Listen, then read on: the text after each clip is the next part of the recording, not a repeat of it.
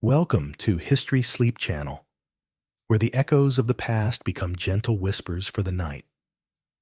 Here, battles fade into murmurs, empires dissolve into dreams, and the stories of our ancestors drift like lullabies across time.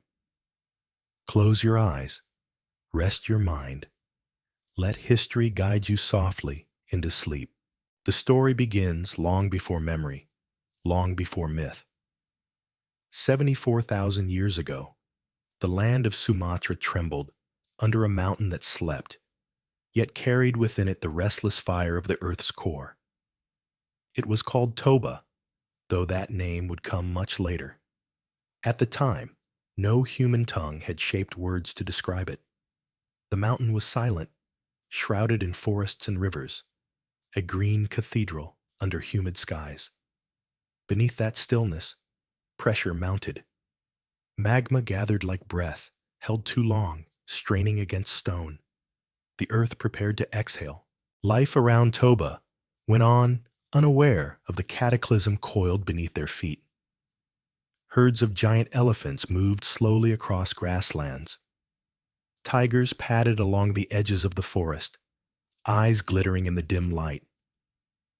Birds spiraled upward into warm air currents, crying out in patterns that repeated every dawn. To all appearances, the mountain was nothing more than another peak rising from the horizon, part of the rhythm of landscape. But deep below, molten rock surged into hidden chambers, a reservoir of fury waiting for release. Far away, on the plains of East Africa, small bands of Homo sapiens gathered around fires. They were few in number, perhaps only tens of thousands scattered across vast continents. Their lives were fragile, balanced on the edge of survival. By night, they told stories in gestures and murmured sounds, the first threads of language weaving among the sparks. By day, they stalked antelopes across savanna or gathered roots from dusty soils. They did not know of Toba. They could not sense the mountain's heartbeat. Yet their fate was bound to it, as surely as a moth is bound to flame. The earth itself holds records of that time. Layers of volcanic ash buried deep in Sumatra testify to the restless force beneath the mountain. In one layer, ash particles fused into glass-like shards, evidence of violent release. These fragments, preserved in stone, are nature's archive, silent proof that the mountain was never truly asleep. Archaeologists, sifting those deposits millennia later, would note their sharp edges and density, markers of one of the greatest eruptions in the planet's history.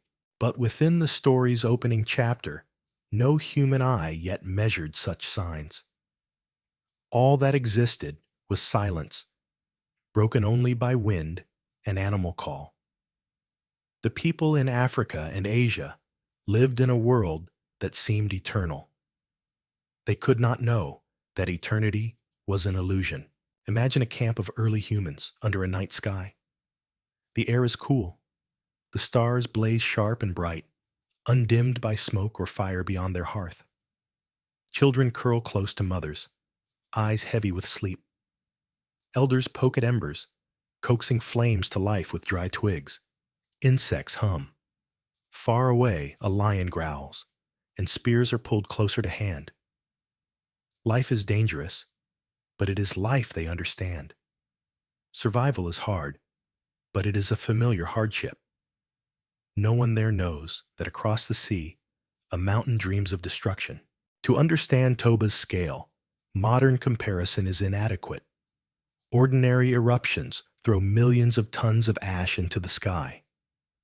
Toba would eject thousands of times more, reshaping climate itself.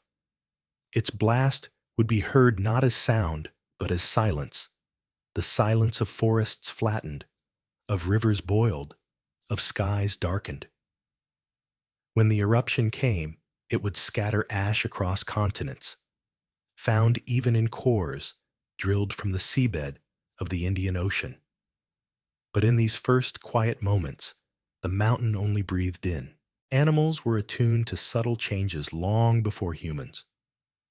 Birds shifted their migration patterns, sensing altered winds. Herds paused mid-step, uneasy at tremors imperceptible to human feet. Deep within the jungle, monkeys screeched in nervous chorus. These were the world's earliest warnings, delivered not in words, but in instinct. Yet no human chronicler was there to record them. Only stone remembers. Only ash carries the truth forward.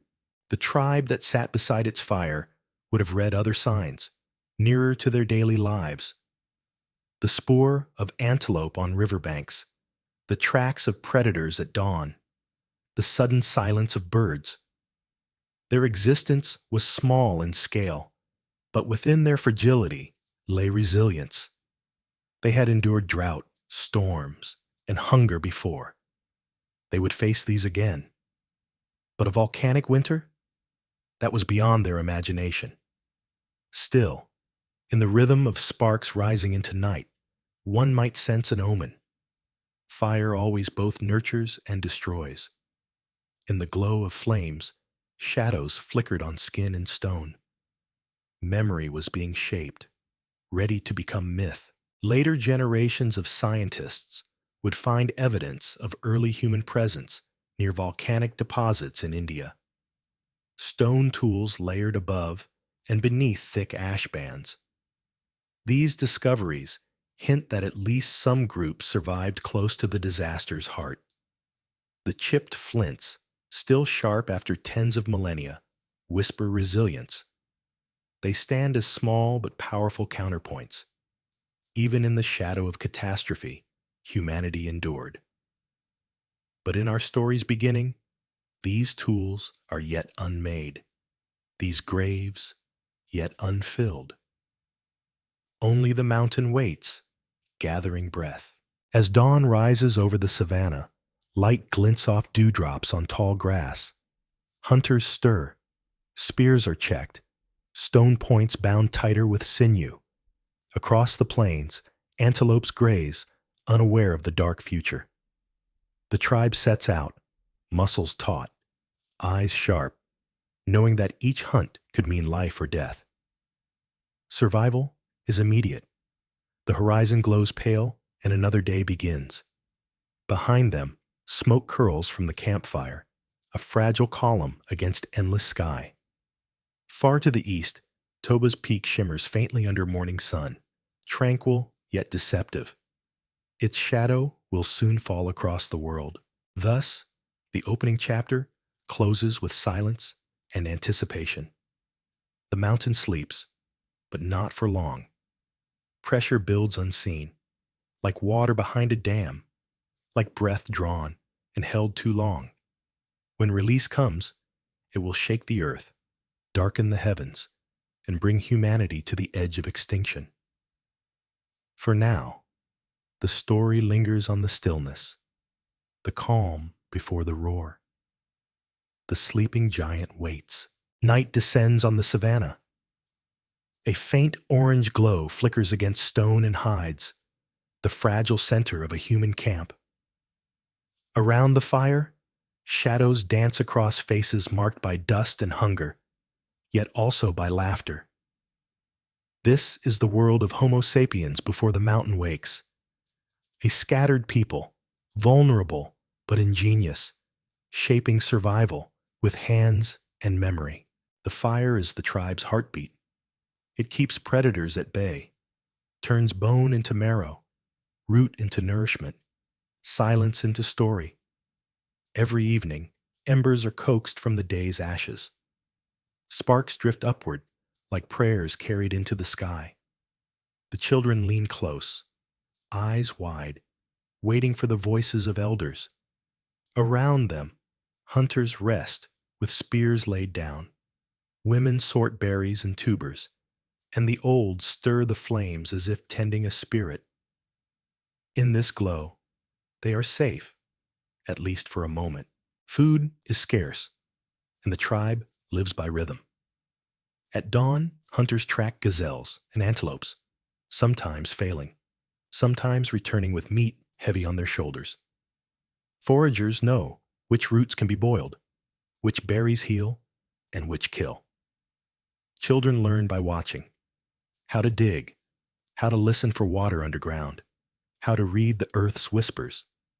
Theirs is a school without walls, a classroom measured in miles of savanna. Life is fragile, but also deeply patterned. Each day repeats, a circle of hunger and hope. Archaeological traces echo this life. Excavations in East Africa reveal stone tools, flaked obsidian edges still sharp after tens of millennia. These artifacts, silent in the soil, mirror the hands now busy in our story. Hands striking flint, shaping edges, binding wood with sinew. One may imagine the same rhythms: blow, spark, edge, strike. Across ages, technology leaves fingerprints more enduring than flesh. The tribe is small, perhaps 24 souls. Each person matters. A broken leg could mean death, unless others choose to carry the wounded. A lost child weakens not only parents, but the whole. Bonds are not luxuries, but lifelines. Elders, though slower, carry memory, where rivers once flowed, where herds might return. Hunters, though scarred, embody courage. Mothers, though weary, preserve the future in their arms. Survival is collective. To be human here is to belong or perish. As the fire crackles, voices rise in early language. The words are rough, gestures filling gaps, but meaning travels. Warnings, promises, jokes. Laughter erupts when a child mimics a hunter's swagger. A hush falls when an elder hums a rhythm older than words. These are the seeds of culture, woven in sound and shadow. It is easy to imagine such songs carrying forward, evolving into myth that centuries later still recalls a long night when the sky darkened. For now, they are lullabies, drifting with sparks. Danger always presses near. Lions roam at the edges of light, their eyes gleaming. Hyenas laugh in the distance, hungry for scraps. Even insects threaten, biting through skin, spreading fevers.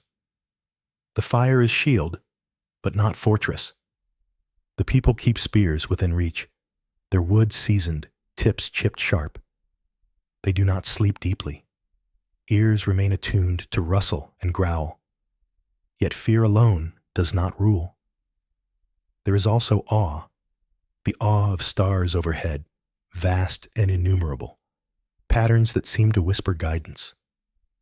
Children trace them with fingers, linking points of light as if they were stories painted on the night sky. One mother cradles her child, brushing away ash that clings to hair. She whispers comfort in syllables that have no dictionary, yet every listener would understand. Reassurance, promise, love. The firelight paints her face in copper and gold. Her child drifts into sleep, tiny chest rising and falling. Generations later, in caves along South Africa's coast, ochre handprints would be discovered, perhaps made by such mothers, pressing memory onto stone. These red stencils speak across time. We lived, we loved, we endured. As dawn nears, the fire dwindles to embers. Hunters prepare for the day's pursuit. Spears are lifted, cords checked, eyes narrowed. Foragers rise with baskets, ready to search for roots. The tribe stretches, yawns, shoulders burdens. Smoke curls into the pale sky, vanishing quickly. The sun lifts, and with it returns the endless demand of survival. Life is relentless. Yet there is resilience in every gesture, every step into the grass. Modern science has found evidence that such small bands shaped migration routes across continents. Hearth circles with charred bones remain etched into soil, silent rings where people once warmed themselves against cold. In these fragments, we glimpse the same rhythm unfolding tonight: the circle of fire, the circle of people, the circle of survival. The pattern is ancient, yet familiar. The tribe knows nothing of the mountain called Toba. They cannot imagine skies blackened for years or ash carried across oceans. They sense only the immediacy of hunger and the comfort of fire. Yet destiny moves toward them, across forests and seas. Pressure builds beneath stone far away, a clock ticking in molten silence. They live, they love, they hope, unaware that their world teeters on the edge of collapse. For now, we leave them in quiet dawn, laughter fading, footsteps spreading across the savannah. The embers of their fire glow faintly, last sparks before daylight swallows night. The tribe endures in fragile balance, caught between predator and prey, between starvation and feast, between silence and song. They are unaware of how close they stand to history's abyss. Soon, the sleeping giant will stir. At first, the changes were subtle. The mountain exhaled in whispers, tremors rippling quietly beneath its slopes. Stones shifted along riverbeds. Birds startled for no reason, wings flashing against the sky. The earth was restless, though most living things did not yet know how to name such unease. A giant prepared to move, and the world began to feel the weight of its stirring. In the forests of Sumatra, elephants bellowed without warning, trunks raised toward horizons no predator stalked. Monkeys shrieked and leapt from branches, scattering in panic. Fish near the shore flung themselves upward, as if driven by unseen currents. Even the trees seemed to tremble, leaves rustling, though no wind stirred. Nature's rhythm had faltered. The pulse of the earth no longer matched the heartbeat of the forest. To human eyes, far away, signs appeared only as small disturbances. Hunters in the savannas noticed shifts in weather: mornings colder than memory, afternoons shadowed though clouds were thin. Foragers returned with fewer roots, soil drier, water more elusive. No one could trace these changes back to a mountain across the sea. Yet instinct carried unease. Stories at night grew darker. Fireside songs lingered longer in silence. The sky itself seemed heavier. Across generations, stone records preserve echoes of such shifts. Layers of volcanic ash, pressed between strata, bear witness to ancient seasons of disruption. Scientists analyzing ice cores from Greenland have traced minute particles of sulfur that match Toba's eruption, linking continents through invisible threads. The evidence shows the Earth remembers what humans forgot. Animals became messengers of dread. Herds of deer and antelope startled at shadows, bolting without predator in sight. Birds abandoned nests, leaving eggs to cool and die. Wolves howled at unusual hours, pacing at the edges of camps. Children pressed close to their mothers, sensing fear in every sound. The fire, once comforting, no longer felt sufficient. Darkness seemed thicker, silence deeper. The world felt unsteady beneath their feet. Then the sky itself began to change. At dawn, the horizon glowed, not with gold, but with strange hues: pale red, dim gray, as if the sun strained to pierce a veil. Even midday light carried a dullness, a muted cast like smoke between eye and sky. Hunters squinted against the distance, unsure if prey blurred because of heat or haze. The air tasted different, metallic, acrid, clinging. It was a warning too vast for words. In the heart of Sumatra, deep rumbles rolled beneath the mountain. Ash rose in faint puffs, drifting like ghosts above treetops. Local waters boiled with gas, leaving fish floating lifeless. Animals fled outward in waves. Herds stampeded, trampling undergrowth, carving new paths across jungle floor. Birds abandoned the canopy in clouds, filling skies with chaotic flight. If humans had been there, they would have seen omens everywhere, the land itself rejecting its life. But even across oceans, subtle warnings spread. Winds carried fine dust westward. In India, faint films settled on leaves, unnoticed yet present. Across Africa, weather shifted toward drought, streams shrinking earlier than expected. Hunters cursed their luck, unaware that a mountain's breath had touched them. Mothers told children to sleep, though nights stretched longer than usual. The balance of nature leaned toward rupture. Archaeological clues mark these changes. In the Indian subcontinent, beneath thick layers of volcanic ash, stone tools lie silent, evidence of humans who lived before the eruption. Above that same ash, more tools appear, proof that survival continued. The stratigraphy tells a story. Disruption, yet endurance. Each chipped flint is a voice saying, "We were here. We endured the sky's strangeness." Meanwhile, around the fire, early humans whispered. They spoke of stars that no longer shone as brightly, of moons veiled in haze. Some thought spirits had turned away, others that predators hid among clouds. Shamans sought answers in dreams, painting visions of red horizons and black rains upon the mind. The children listened, afraid yet fascinated, their imaginations storing fragments that would later echo as myth. The ground shook more often. At first it was faint, a rattle of stones, a shiver in knees.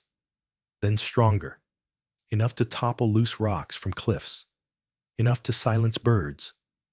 Far from Toba, tremors reached even distant lands, though most dismissed them as storms underground. Yet animals knew better. Their exodus quickened.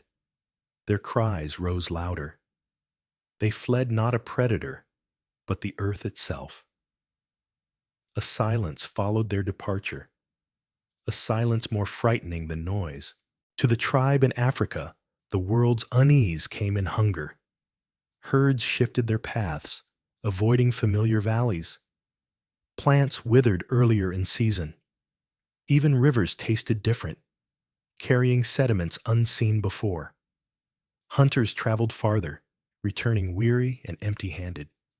Foragers dug deeper, finding little. Around the fire, faces grew thinner, eyes sharper with fear. Something vast pressed against them, though they could not see its source. The sky itself had become a stranger. Imagine the sun dimmed, its circle less brilliant, its warmth reduced. Shadows grew longer, colder. The children no longer laughed at dusk.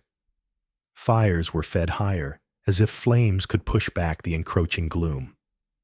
Each ember seemed more precious. Smoke clung to clothes, but no one dared let the fire die. In that orange circle, they sensed the only defense against a world turning hostile.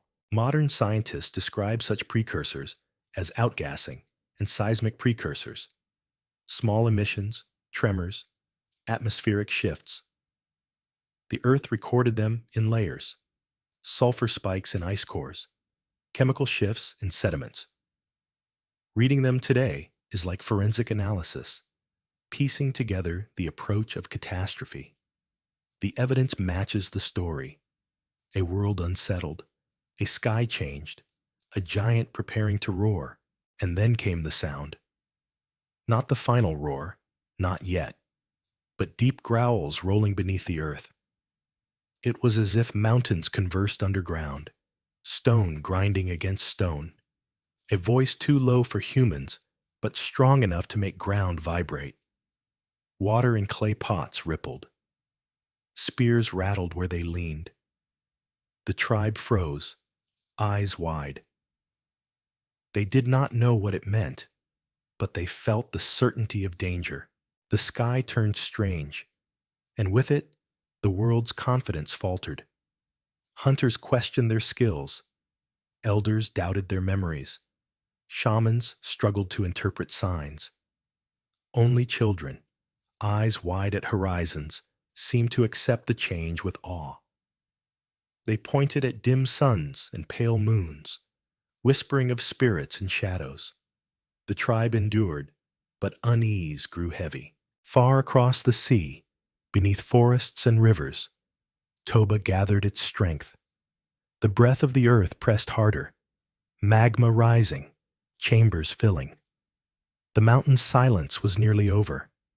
The sky was the first to betray it, changing from familiar blue to strange veils of ash and haze. The world itself was the warning, though no one could yet read it clearly. The sleeping giant stirred. Soon, silence would become thunder. The moment arrived without mercy. Deep beneath Sumatra, pressure that had built for thousands of years reached its breaking point. Magma surged upward through cracks, hurling stone aside, ripping chambers open. The mountain that had slept so long no longer dreamed. It erupted.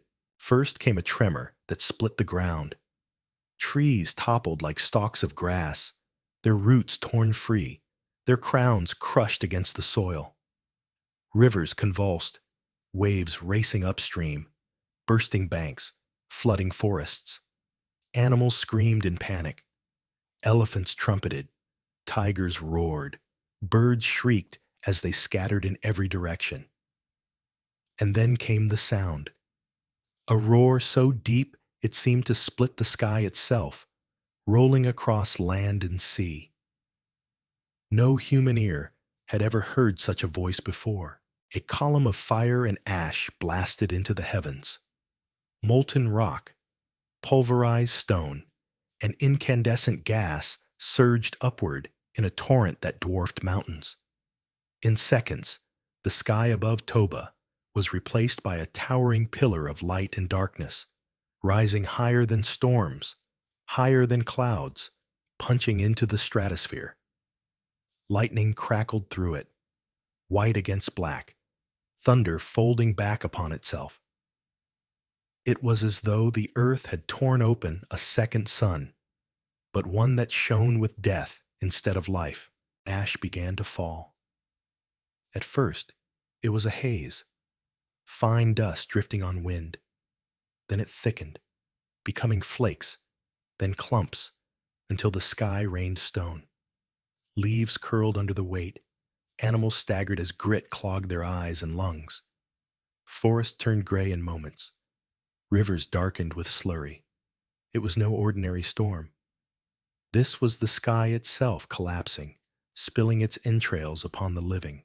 Imagine standing far from the eruption, across seas or mountains, yet still watching the day darken as if night had descended.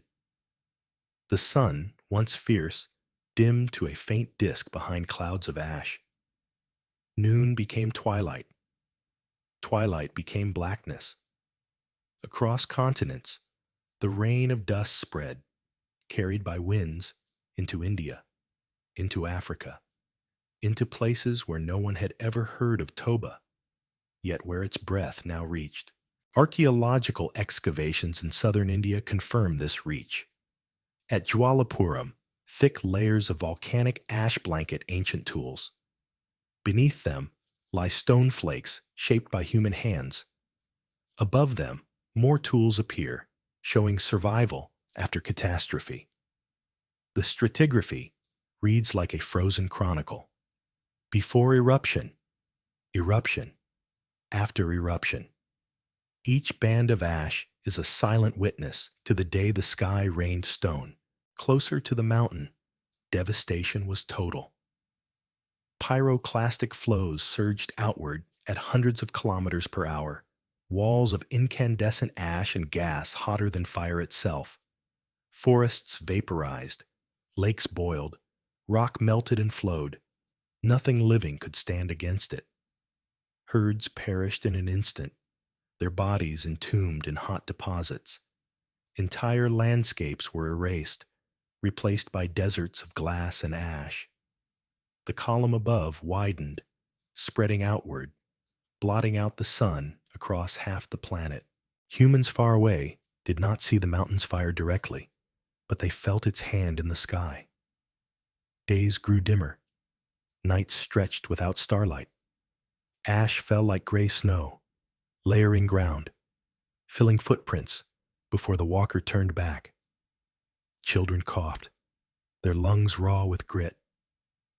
Fires struggled to breathe, sparks suffocated in dense air. Hunters found game blinded, staggering, easier to kill, yet bitter with ash and flesh. Life itself felt poisoned. Modern science measures the scale. More than 2,800 cubic kilometers of material were expelled, thousands of times greater than Mount St. Helens, hundreds of times larger than Krakatoa. It was the largest eruption in 2 million years, a planetary event. Ice cores in Greenland carry traces of it. Sulfur particles sealed in frozen rings, evidence that even the far north felt Toba's breath. The Earth became archive, preserving catastrophe in stone and ice. Lightning lit the blackened skies. Flashes revealed silhouettes of fleeing herds, the outlines of trees falling like soldiers struck down. Thunder rolled endlessly, merging with the roar of the mountain until sound itself seemed broken. Rain followed, not water, but ash mixed with acid, a slurry that burned leaves and stung flesh. Streams turned to sludge. Lakes grew toxic. The cycle of life collapsed. In distant Africa, the tribe by the fire stared upward in terror. Daylight dimmed to unnatural dusk. The sun appeared pale, a ghost in the sky. Fine dust fell, clinging to hair, settling into eyes, coating skin.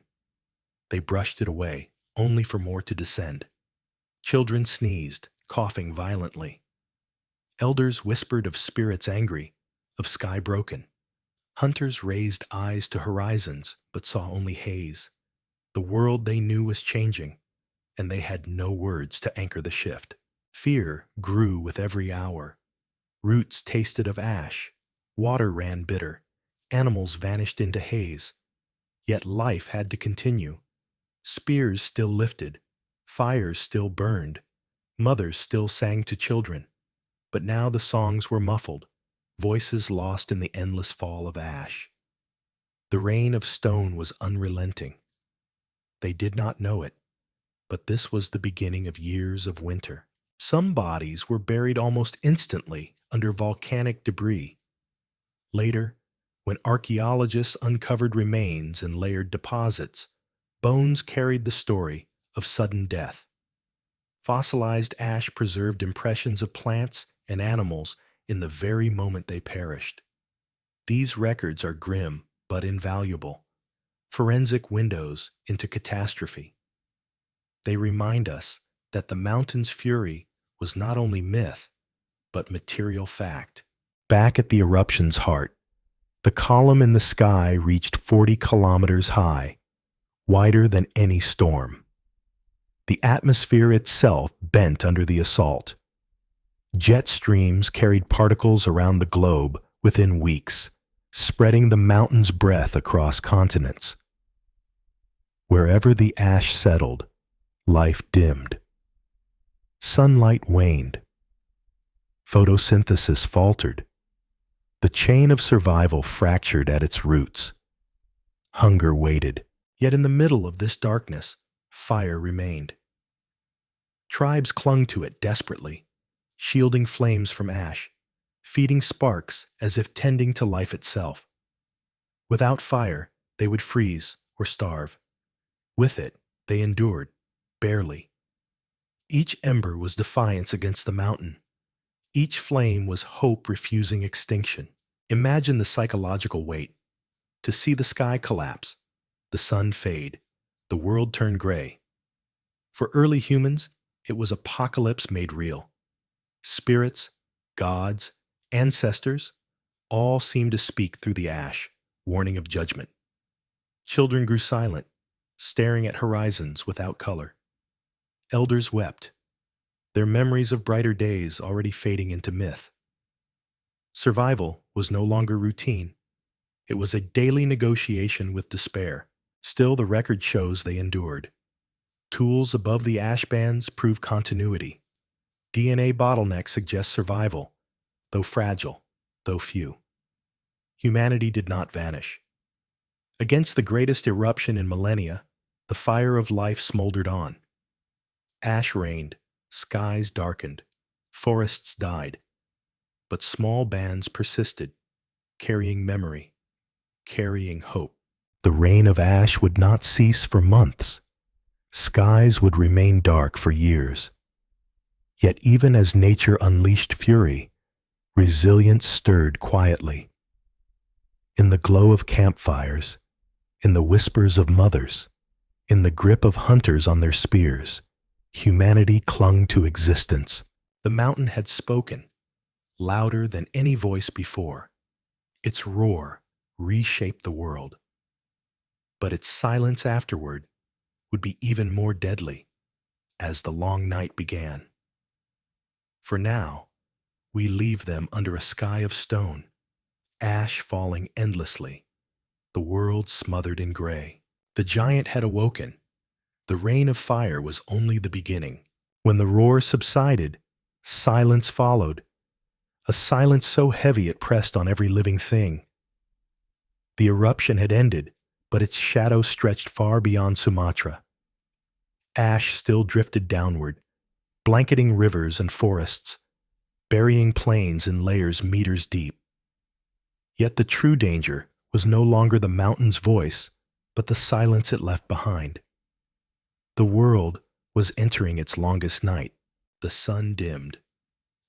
Where once light poured freely, now a veil of ash hung across the sky, scattering rays, filtering warmth.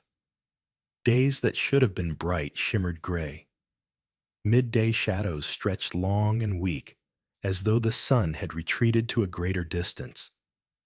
The air itself cooled, biting at skin, numbing fingers. For creatures evolved to tropical warmth, the change was shocking.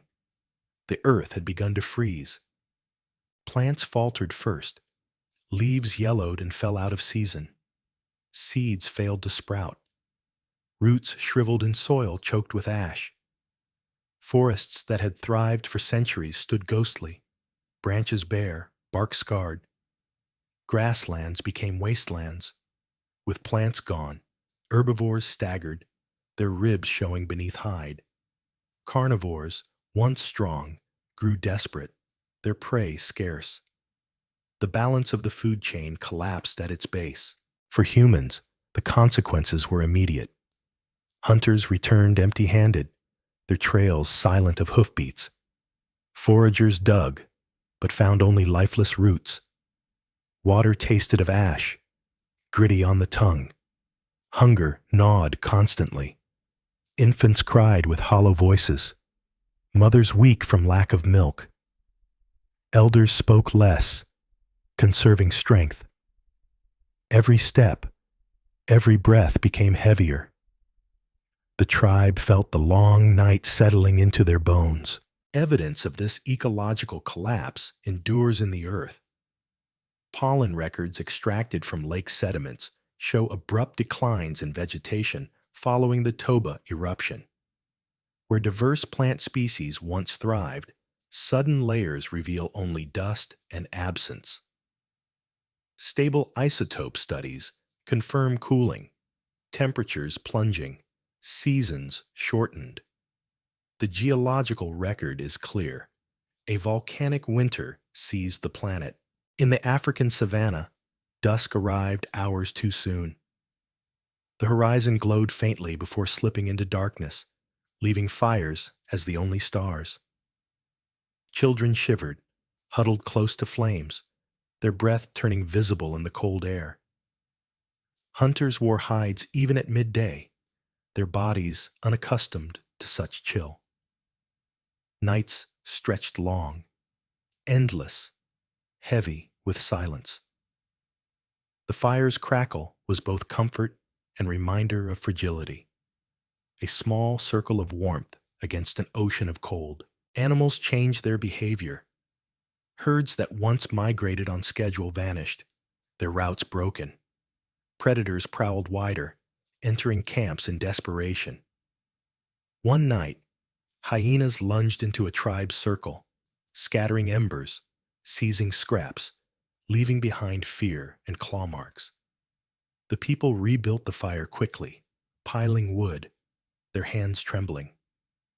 They learned that predators too were starving, driven closer by the same hunger that haunted them. Food scarcity sharpened decisions. The tribe debated whether to stay near familiar grounds or wander farther. Some argued to seek rivers, others to climb highlands, hoping for clearer skies. Elders warned of spirits that punished wanderers, but hunger overruled caution. The people began to move, slowly, carrying infants and embers wrapped in skins, stepping into landscapes turned alien by ash and frost. Ash continued to fall in fine drifts, coating hair, clothes, tools. It muffled footsteps, absorbed sound, turned the world into a muted dream. Even rain did not wash it away. Instead, it mixed into mud, thick and clinging. Children coughed, their chests rattling with illness. Some did not wake. Graves were shallow, dug into gray soil, marked with stones. Mothers pressed ochre onto bodies before burial. Gestures of memory in a world losing its color. Archaeological findings echo these burials. At sites across Africa and Asia, ochre-stained bones suggest rituals persisted even amid crisis. The use of pigment reveals more than survival. It reveals meaning, attempts to preserve dignity when the world itself collapsed. These traces whisper that even in hunger and death, humans sought story, symbol, hope. The psychological toll was immense. With skies dark, stars hidden, navigation faltered, hunters lost paths, foragers missed landmarks, shamans spoke of a world turned upside down, ancestors angered, the sun itself dying. Children grew up never knowing true daylight, their earliest memories shaped by darkness. Fear became inheritance, yet resilience stirred quietly. People learned to adapt. They stored wood under hides to keep it dry. They cracked frozen soil to find buried tubers. They set traps for weakened animals, easier prey in desperate times. Fire became not just warmth, but strategy. Used to flush out rabbits, to scare predators, to cook whatever could be eaten. Every ember carried forward was survival embodied. Cold tightened its grip. Winds grew sharper, slicing across plains, filling lungs with ice. Lakes froze at edges, streams slowed, people wrapped hides tighter, pressed together at night. Sleep became fitful, dreams filled with ash and silence. Still, each dawn they rose, because to rise was to resist extinction. Their footprints in ash were fragile, but they existed. Science confirms the scale of this cold. Climate models suggest global temperatures may have dropped by several degrees for years, enough to disrupt ecosystems worldwide. Ice core samples reveal sulfur spikes consistent with volcanic aerosols, correlating with cooling. For humans, it was not numbers, but experience, hunger, shivering, loss. Yet through those years, some endured, their survival encoded in our DNA today. The long night reshaped thought as much as body. Elders began telling new kinds of stories, of skies gone dark, of gods hidden behind clouds, of a day when ash rained and the world turned silent. These stories soothed children, gave meaning to fear. Over time, they would become myths of endless night, myths of judgment, myths that traveled across millennia. Memory became shield, story became survival. One can imagine such a story whispered by firelight. A child asks why the sun hides, and the elder answers, because the mountain swallowed it. The child sleeps, comforted by explanation, though the truth is colder. Myth wrapped despair in words, preserving hope. As months stretched into years, the long night did not relent. Yet humans persisted. Small groups found pockets of safety, valleys sheltered from wind, caves shielded from ash. In those places, embers glowed, songs murmured, life clung on. The numbers dwindled, perhaps to only a few thousand, but the line held. Extinction pressed close, yet the flame remained. The world had changed. Skies were darker, lands barren, hunger constant. But within that struggle, resilience deepened. People learned to survive in a broken world. That resilience would carry forward, shaping all who came after. From the long night, humanity emerged scarred, but unbroken. For now, the story lingers in the silence of that darkened earth.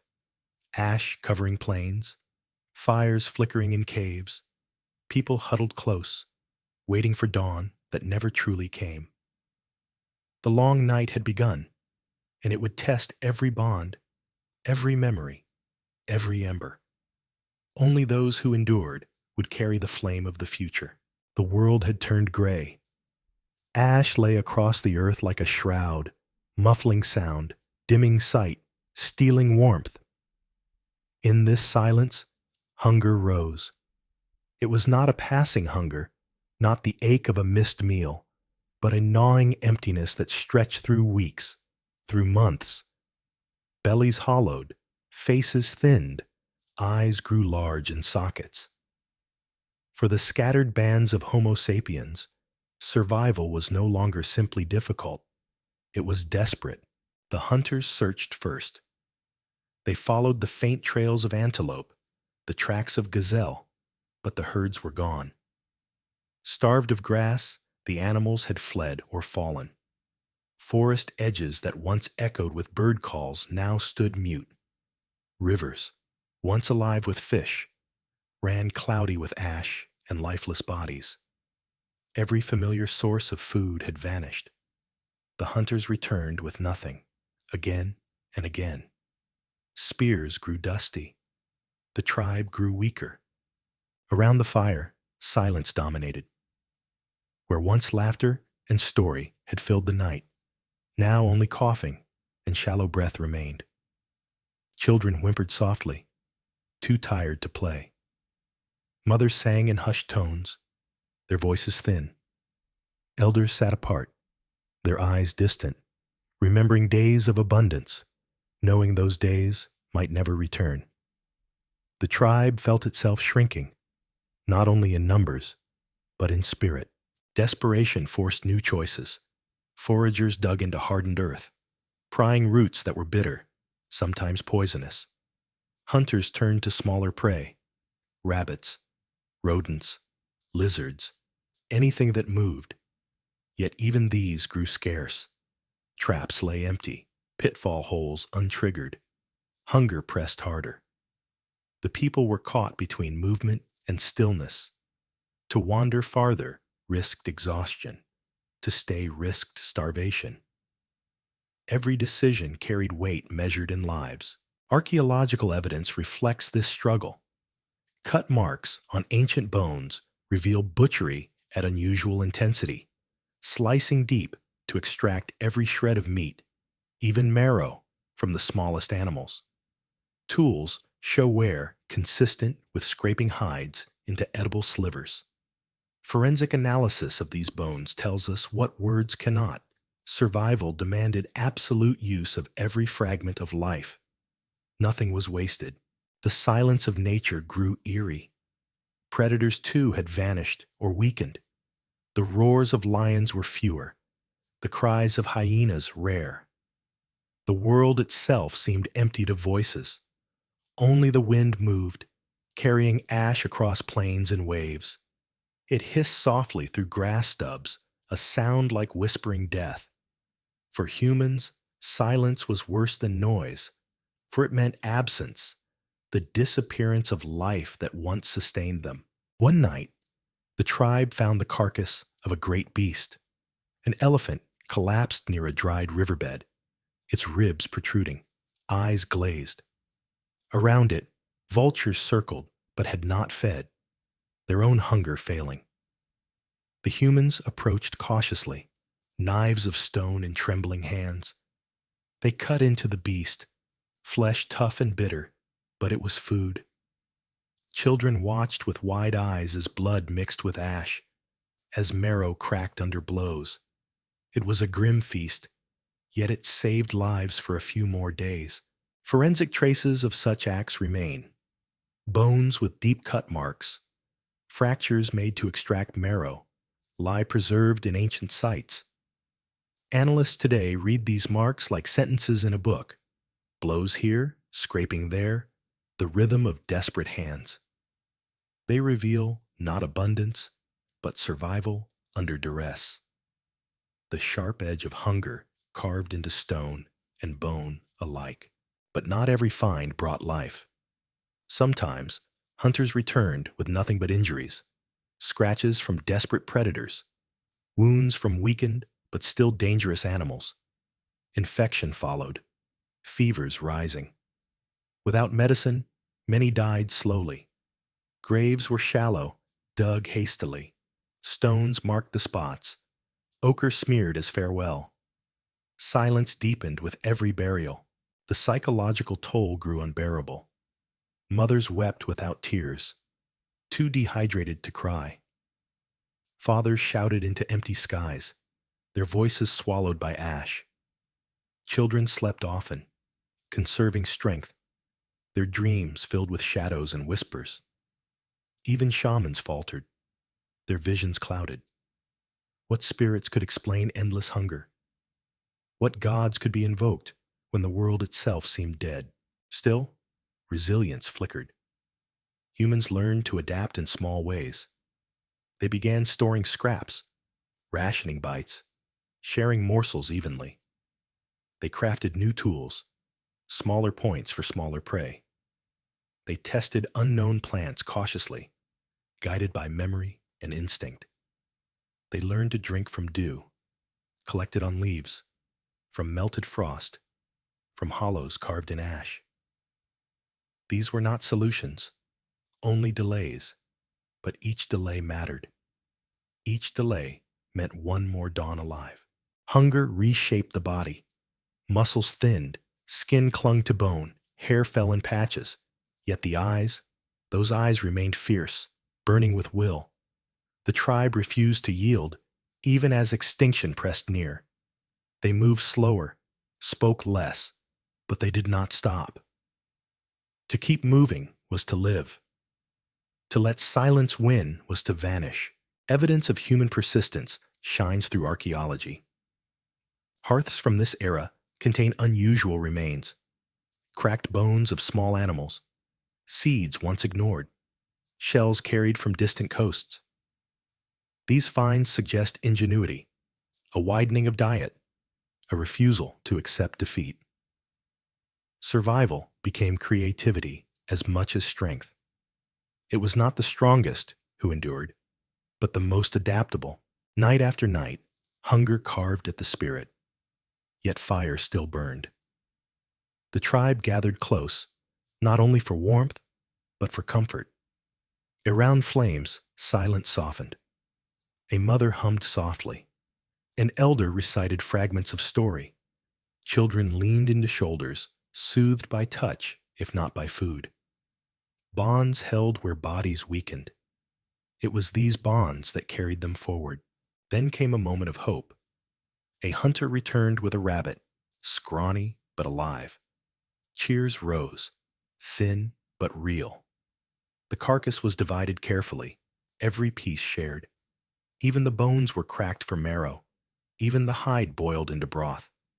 The meal was small, yet it revived the tribe's spirit. Hope, like fire, flared again. Hunger could wound, but not yet destroy. The silence outside pressed on. But inside the circle of fire, life persisted. The long night continued. The ash still fell. The world remained gray. Yet the people endured. They learned to find strength, not only in food, but in each other, in memory, in story. Hunger gnawed. Silence loomed. But defiance whispered louder. We live. Amid the silence and hunger, amid the endless gray, there were still children. Their laughter was softer now, often broken by coughs, but it remained. In the smallest gestures, tiny fingers tracing shapes in the ash, eyes widening at sparks from the fire, the tribe found reminders of what they fought to preserve. The future had faces, and those faces were young. The campfire remained the center of life. Ash drifted continually, clinging to hair, skin, and hides, yet children treated it as play. They scooped handfuls of gray dust, pressing their palms into the earth, leaving imprints that vanished with the next gust of wind. To them, the ash was canvas. To the elders, it was memory being born. These fragile shapes echoed something deeper, the human urge to mark existence, to say we were here. One evening, after a meager meal of roots and bitter broth, a mother guided her child to the wall of a shallow cave. She held the little hand against stone, dipped in ochre, carried for ritual, and blue pigment across skin. When the hand was removed, a red silhouette remained, small, perfect, undeniable. The child laughed, seeing their shape frozen on stone. Others followed, pressing palms, blowing pigment, adding their own marks. Soon the wall glowed with hands, children, mothers, hunters, even the frail elders. It was not food, not shelter, but something just as vital: meaning. Archaeological evidence reflects this moment. In Blombos Cave of South Africa, ochre hand stencils more than 70,000 years old still cling to stone walls. They are among the earliest known expressions of symbolic thought. Scholars interpret them as identity, as belonging, as memory. In this story, the tribe's children created the same: an archive of survival, a chorus of hands rising against oblivion. The act brought joy. For a time, hunger was forgotten, silence lifted. Children danced before their marks, waving arms, mimicking animals, inventing small plays of shadow and firelight. Laughter returned, carried like embers against the cold. Elders watched with tears in their eyes, not of sorrow, but of pride. The youngest had given the tribe something no prey nor root could: hope in the form of symbol. Night deepened. Ash thickened outside. Yet inside the cave, voices rose in story. An elder spoke of ancestors who once tamed fire, who spoke to the stars, who would return when darkness passed. Children listened intently, their faces painted in ochre glow. One child pressed closer, whispering a question: will the sun come back? The elder laid a hand on the child's head and said softly, yes, the sun always returns. The hands on the wall will see it first. These early myths seeded memory. Generations later, echoes of such stories would become legends of endless nights, tales of gods hiding the sun, myths of rebirth. What began as whispers around ash and ochre grew into cosmologies carried across continents. In this moment, though, they were comfort for frightened children. Forensic traces of survival accompany these artistic marks. Bones found near painted caves show cut marks of butchery, marrow extracted, every calorie consumed. The juxtaposition is stark: art beside hunger, creativity beside desperation. Yet this combination defines humanity, the ability to create meaning, even when survival itself is fragile. Children embodied resilience. They adapted fastest, turning hardship into game, inventing songs about ash falling like gray rain, chasing one another through drifts of dust. They laughed at shadows cast by fire, pretending they were beasts or spirits. Their games carried knowledge, how to move silently, how to hide, how to chase. Play became preparation for life, even in a world of silence. The tribe understood this instinctively, letting children play despite fear. For in their laughter lay tomorrow's strength. Parents bore the heaviest burden. They watched bodies grow thinner, eyes larger, yet they carried children through marches, shielded them from ash, fed them the last morsels. Love was measured in sacrifice. Around every fire, one could see mothers whispering lullabies, fathers holding sleeping forms, elders tracing circles on small backs. Even as the world fell silent, bonds grew louder. Modern science reveals that such bonds were crucial. Genetic studies suggest only a small number of humans survived the Toba bottleneck, perhaps just a few thousand worldwide. Every child who lived mattered disproportionately, carrying the lineage of future billions. The marks of their hands on cave walls were not only symbols, but probabilities of survival made tangible. Each child was both fragile and infinite. In the stillness of night, children dreamed. They dreamed of brighter skies, of animals plentiful, of rivers full. Their voices in sleep soothed the tribe, proof that imagination could flourish even in despair. Elders whispered that dreams were messages from ancestors, guiding the tribe through darkness. Whether true or not, these beliefs gave weight to hope. To believe the sun would return was itself a survival strategy. One story told that night spoke of a bird that carried fire in its wings. Whenever the world grew dark, it flew high, scattering embers to light the sky. Children listened with shining eyes, imagining sparks becoming stars. The tale was not history, but it was truth of another kind, the truth that hope sustains. The next morning, ash still fell, pale against the cave's mouth. The tribe stepped out, weaker than before, but their spirits steadied by the wall of hands behind them. Children pointed proudly, saying, "We are here, we will not vanish." Their parents smiled despite hunger. The marks on stone had become more than decoration. They were defiance, a refusal to be erased. In time, some children would not survive.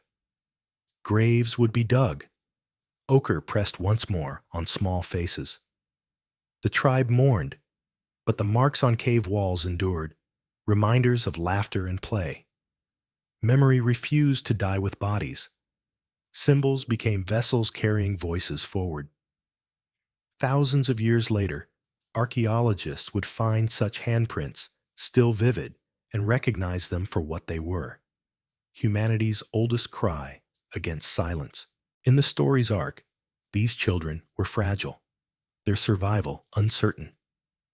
Yet they embodied the very resilience that defines humanity.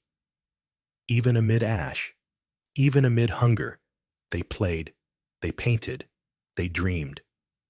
They gave the tribe reason to endure, to hope, to believe in tomorrow. The world outside remained dark. The long night continued, but within caves and fires, children's voices lingered, high and bright, echoing against stone. They were proof that life was more than survival. Life was memory, meaning, laughter. Thus, amid ash and silence, the children of ash carried the future in their small hands. The long night deepened. What had begun as hunger became emptiness. What had begun as fear became silence. Across continents, scattered bands of Homo sapiens dwindled. The eruption of Toba had not merely darkened skies, it had pressed humanity to the edge of extinction. This was not simply a disaster, it was the Great Dying. Numbers fell like ash. From tens of thousands, perhaps more, the population collapsed. Some scholars estimate only a few thousand humans remained, scattered across Africa, their fires tiny points of light against a vast gray world. Each tribe became a fragile thread. If one snapped, its memory vanished forever. Humanity had never been so near to vanishing. The signs of collapse were everywhere. Camps that once echoed with voices fell silent. Hearths grew cold, abandoned. Footprints in ash trailed into emptiness, never to return. Graves multiplied, stones marking shallow pits, ochre staining bones as farewell. In caves, walls once alive with hands and marks grew still. The children of ash left fewer prints, fewer laughs. The tribe was shrinking. Archaeological traces confirm this collapse. Genetic studies of mitochondrial DNA reveal a bottleneck around this time, a sudden contraction of diversity, as if the human family tree had been pruned to a handful of surviving branches. Lineages vanished. Variations disappeared. Modern humans carry the imprint of this near death, a narrowing written into every genome. Forensic science, reading the code of life, whispers the same story the ash once told. We almost disappeared. Silence dominated landscapes. Where herds had once thundered, plains lay empty. Where forests had murmured, trees stood skeletal, stripped of leaves. Even predators diminished, their prey gone, their bodies thin. The world seemed hollowed, its voices swallowed by ash. For humans, silence was a torment. To hunt and find nothing, to listen and hear nothing, to hope and grasp nothing. This was despair, made daily. And yet, small groups endured. Fires still burned in caves, though their circles grew smaller. Hunters still carried spears, though they grew lighter from lack of food. Mothers still sang, though voices cracked with weakness. Children still played, though fewer each season. Life persisted, thin but unbroken.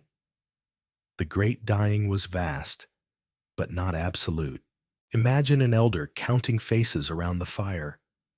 Where once there had been 20, now there were 10. Where once children had laughed together, now only one remained.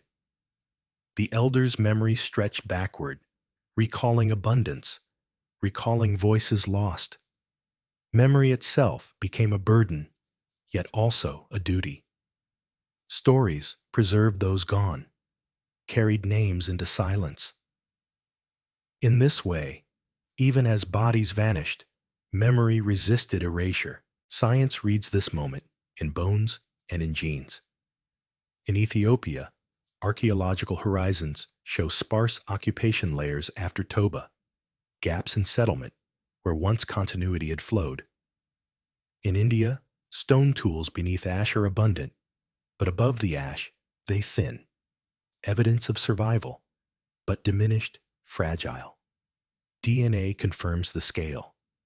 Nearly all humans alive today trace ancestry to that bottleneck, as though the species passed through the eye of a needle. The Great Dying shaped more than numbers. It reshaped thought. In the face of emptiness, myth grew. Shamans spoke of ancestors swallowed by darkness, of gods hiding the sun, of spirits angry at neglect. These stories gave shape to loss, wrapped despair in words. Around fires, children heard tales of the long night when the world nearly ended. Myth was not distraction. It was memory, carried safely when all else was fragile. Bodies bore witness too. Starvation carved lines into bones, thin cortical walls, stunted growth, enamel hypoplasia on teeth. These are forensic signatures of famine, preserved across millennia. When archaeologists study such remains, they read the suffering etched into skeletons. Each line is a testament. Hunger was real. Death was near. Yet life endured. In one valley, the tribe buried their youngest, covering the body with ochre. They pressed small shells around the neck, tokens of love. The fire crackled low as silence stretched. Yet in grief, there was also defiance. The ritual itself was proof that meaning survived, that bonds outlived flesh. Archaeologists today uncover such burials, their pigments still visible, their beads intact, evidence of memory's resilience. These burials remind us that even in dying, humanity clung to humanity. The bottleneck pressed hard. Some groups vanished entirely, their hearths extinguished. Others merged, pooling strength. Marriages crossed boundaries, alliances forged out of necessity. Isolation was death. Connection was survival. These unions reshaped genetic lineages, creating the narrow foundation of modern humanity. From a few came all. The silence of the world grew profound. Without animals, without birds, without laughter, the land seemed vast and empty. Fires crackled louder in that void. Every cough, every breath seemed magnified. Ash fell steadily, muffling sound, turning even shouts into whispers. The tribe lived in a muted world where silence itself was enemy, yet small victories came. A rabbit caught, a tuber found, a child born. Each was celebrated with disproportionate joy. Laughter erupted, fragile but fierce, echoing into the night. Hope was measured not in abundance, but in moments. To eat, to laugh, to hold, these were triumphs. Modern humans carry echoes of these survivors. Genetic studies show reduced diversity compared to what might have been, evidence of survival through a narrow passage. Our DNA is a living archive, every cell whispering the memory of bottleneck. The great dying is not only in stone and ash, but in blood, in breath, in the structure of every life today. One can imagine a mother whispering to her child, "You must live. You must remember." The child, thin but alive, pressing a hand to stone, leaving a mark. That mark becomes a message carried forward. We endured. Without such children, without such marks, there would be no future, no story, no us. The great dying reached its darkest depth, but not absolute silence. In small caves, in hidden valleys, embers glowed. Humanity smoldered, waiting for light to return. The bottleneck was brutal, but it was also passage. Those who emerged carried resilience etched into bone, memory etched into myth, survival etched into gene. For now, the story lingers on the edge of extinction. The world is gray, silent, empty. Fires flicker weakly. Voices are few. Humanity hangs by a thread, stretched thin across continents. The great dying is nearly complete. Yet the thread holds.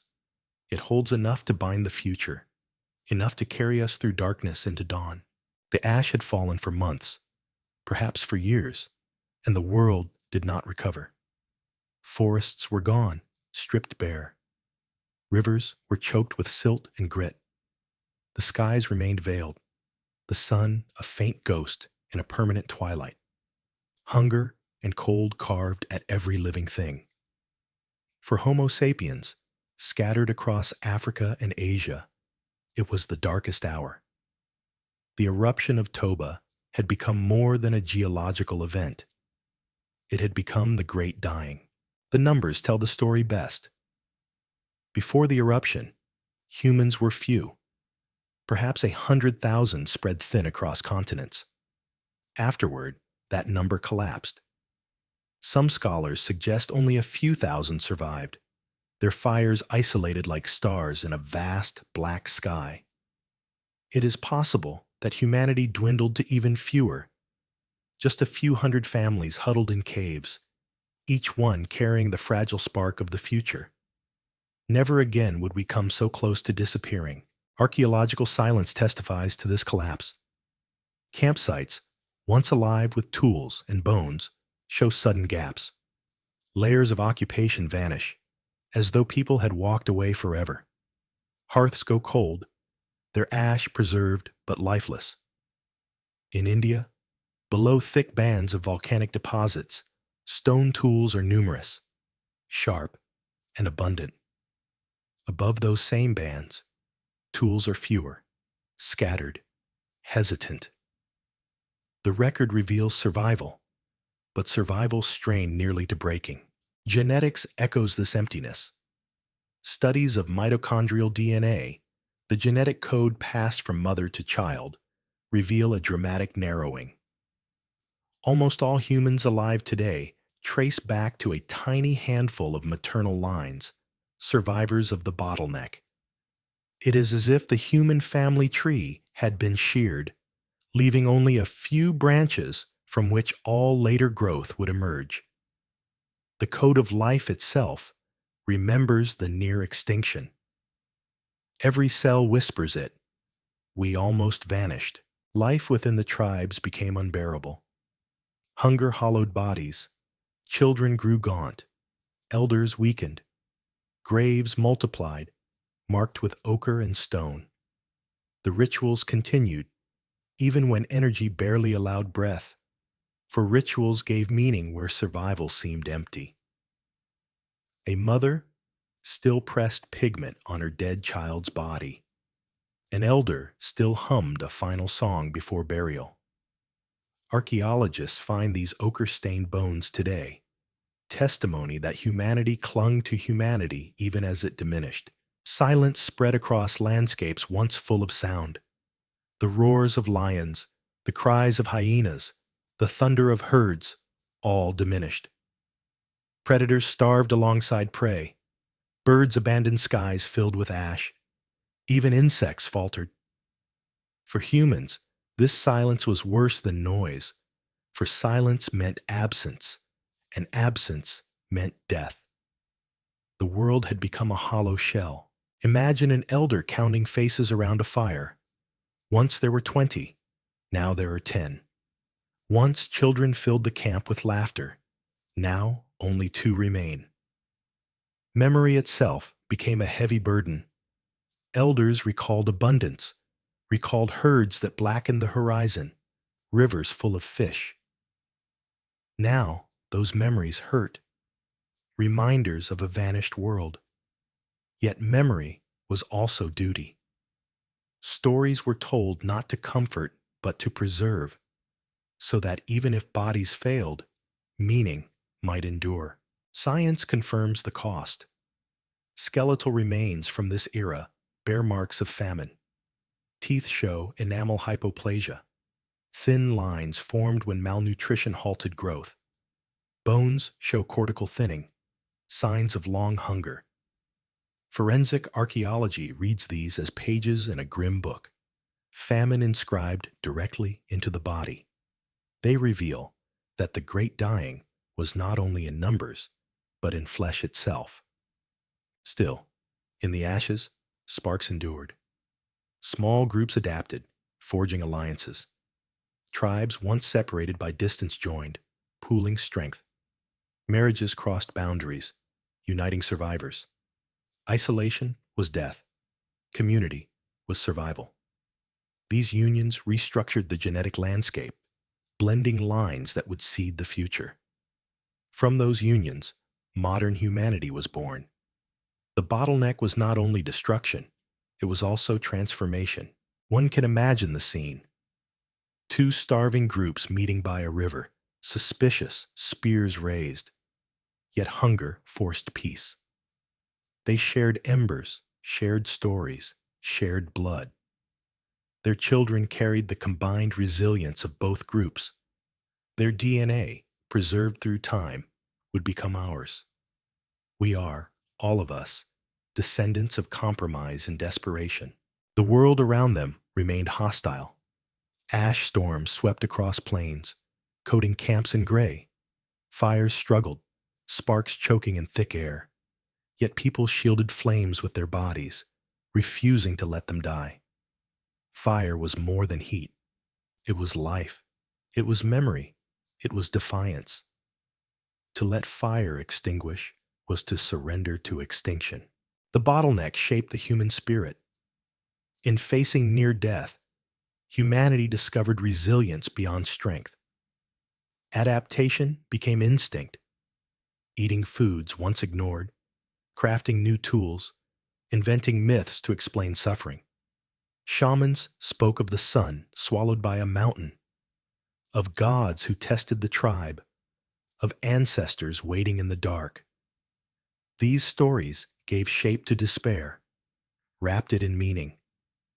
Without story, silence would have consumed them entirely. Archaeologists today uncover not only bones but symbols: shell beads at Tafaralt, ochre engravings at Blombos, burial clusters marked with pigment, all from around this era. They suggest that even as the great dying pressed hard, humans turned to art, ritual, memory. To leave a mark was to resist erasure. Each bead, each engraving, each painted handprint was a defiance of silence. The genetic evidence is stark. Our mitochondrial DNA lines back to what scientists call mitochondrial Eve, a single ancestral woman in Africa, her descendants surviving when others perished. She was not the only woman alive, but her line alone endured the bottleneck. Through her, through a handful of others, humanity's future flowed. The story is not of one person, but of a few, scattered yet tenacious, whose survival ensured our existence today.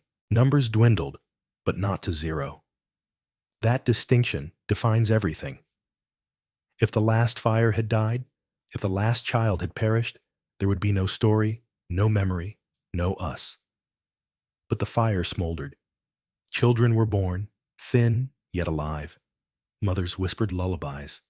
Hunters set traps, even when empty. Each act was fragile, but together they stitched a net strong enough to catch the future. The great dying was real. It is written in bones, in ash, in genes. Yet it was not total. Humanity endured, scarred, but unbroken. The bottleneck became passage. The narrowing became focus. From a few thousand came billions. From near silence came a chorus. From the edge of extinction came resilience strong enough to spread across the world. For now, in the story, we leave them huddled in caves, embers glowing faintly. Outside, ash still falls. The night remains long. Faces are gaunt, voices thin. Yet the fire has not died. The great dying continues, but the thread holds. In that fragile thread lies the entire future of our species. Darkness was no longer only the absence of light. It had become a presence in itself, thick, suffocating, alive with unseen movement. Ash veiled the moon. Stars barely pierced the haze. Beyond the glow of campfires, shadows shifted, and in those shadows, predators waited. The eruption had starved the world. Herds were gone, forests stripped, rivers poisoned. Predators, too, had suffered. Lions grew gaunt, hyenas desperate, leopards bold. Hunger drove them closer to human fire than ever before. In the silence of ash-filled nights, their eyes glowed from the darkness, reflecting flame. To the tribe, those eyes were omens. To the animals, they were opportunity. The first sign was often sound. A low growl, almost imagined, the snap of a twig under heavy paws. The chorus of hyenas laughing in eerie harmony surrounding the camp. Hunters rose with spears in trembling hands, forming a circle around children and elders. The fire flared as wood was thrown in, sparks leaping. Shadows writhed against cave walls. For moments, predator and prey faced one another, separated only by flame. Archaeological evidence suggests these confrontations were common. Human remains from this era bear marks consistent with predator attacks, puncture wounds in bones, fractures in limbs, even claw marks etched into ribs. Forensic analysis interprets these injuries as encounters with big cats or hyenas. In some cases, bones show healing, proof that survivors were carried and cared for. These scars tell stories of nights when fire was not enough. One night, silence stretched too long. Then chaos erupted. Hyenas burst into a camp, scattering embers, lunging at the weakest. Spears struck, shouts rang, children screamed. The fire dimmed as ash smothered flames, leaving the tribe nearly blind. In confusion, a hunter was dragged down, his leg crushed in powerful jaws. Others struck furiously, driving predators back, reclaiming their fallen. The hyenas retreated, but the damage remained. Blood on ash, a broken limb, another mouth to feed. The night was not victory, only survival bought dearly. By dawn, the tribe moved slowly. The wounded hunter lay still, his legs splinted with wood and hide. He would not walk for months, perhaps ever again. Yet he was not abandoned. Others carried him on a frame of branches. This, too, was survival. Predators had teeth and claws, but humans had memory, compassion, and cooperation. Science confirms this resilience. Archaeologists have found healed fractures in prehistoric skeletons, injuries that would have been fatal without care. A femur broken yet mended, ribs cracked but fused. These show that survivors were nursed for weeks or months. Such evidence reveals more than injury. It reveals community. Where predators tore, humans bound together. The nights grew more dangerous as hunger deepened. Predators had learned. Fire was barrier, but not impenetrable. Some circled endlessly, testing boundaries. Lions paced at the edge of light, their growls rumbling like thunder. Hyenas dug pits near camps, waiting for scraps. Even wolves prowled, eyes gleaming in gray fog. Children were warned never to wander, never to leave the circle of flame. The dark was no place for innocence, yet fear could not erase necessity. Hunters still ventured beyond the camp, tracking weakened animals, setting traps, gathering wood. Every step beyond fire was risk. More than once, a lone forager did not return, their absence marked only by distant cries in the night. Grief grew heavy, but so too did determination. Fire had to be fed. The tribe had to eat. Risk was survival's price. Inside caves, whispers filled the dark. Children asked why animals pressed closer, why their voices echoed so near. Elders spoke of spirits, of the mountain stirring beasts into frenzy. Shamans painted visions of glowing eyes, of predators carrying messages from ancestors. Stories transformed fear into meaning, teaching vigilance as much as mythology. Through story, children learned the dangers of straying, the importance of fire, the unity of the tribe. But predators were not always enemies. Sometimes they became models. Hunters studied their movements, their patience, their ferocity. Spears were cast with the same precision as a lion's pounce. Traps mirrored the cunning of wolves. In darkness, humans learned from their rivals. Predators were teachers as much as threats. Survival demanded humility, even toward danger. Forensic traces again bear witness. Stone points embedded in animal bones reveal hunts where humans turned predator upon predators themselves. Lions and hyenas were sometimes killed for food, their skins worn as trophies. Such finds suggest not only defense, but retaliation. Humanity did not remain prey forever. Even in near extinction, they adapted, turning the hunters into the hunted. The silence after attacks was profound. Bodies were buried quickly. Ochre pressed on wounds as farewell. Children clung to parents. Fire rekindled with trembling hands. Ash continued to fall, covering blood, erasing signs. Only memory held the night's terror. In the morning, life resumed, though voices were fewer. The tribe endured, smaller but unbroken. Predators in the dark embodied more than hunger. They were reminders of the thin line separating life from death, of the fragility of existence. Every night was test. Every dawn was victory. To wake alive was triumph. Modern humans still carry echoes of those nights. Fear of eyes in darkness, of growls in forests, of unseen watchers. These are not accidents. They are inheritances. The great dying etched them into our psyche. Evolution preserved caution as much as courage. The predators of Toba's shadow still prowl in our dreams. Yet resilience remained stronger. Each scar healed, each burial remembered, each fire rekindled proved defiance. Predators pressed from outside, hunger from within, silence from above. But humanity's answer was always the same: endure. Thus, in the gray world after Toba, predators circled closer, but humans circled closer still. To fire, to family, to memory. The night was long, but the fire held. Eyes gleamed in the dark, but so did ours. And that, above all, was the difference. The open plains had become a place of danger. Predators prowled at night, ash storms swept across empty grasslands, and hunger stalked every step.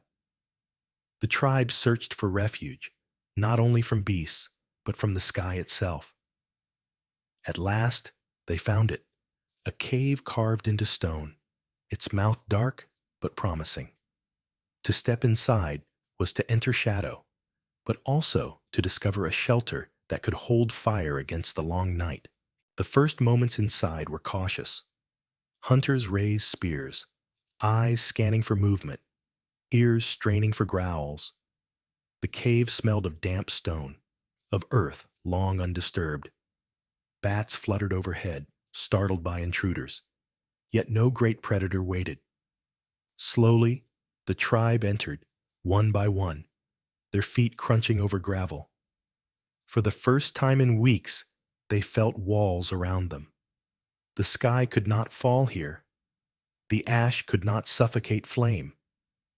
They had found a fortress. The fire was carried carefully, embers wrapped in bark and hide. At the cave's heart, dry wood was piled, sparks coaxed into flame. Soon, orange light filled the chamber, shadows stretching high on walls. Children laughed nervously, watching their silhouettes dance. For the first time in many nights, warmth spread without fear of wind or predator. The cave glowed like a womb, holding life inside stone. Archaeology preserves such moments.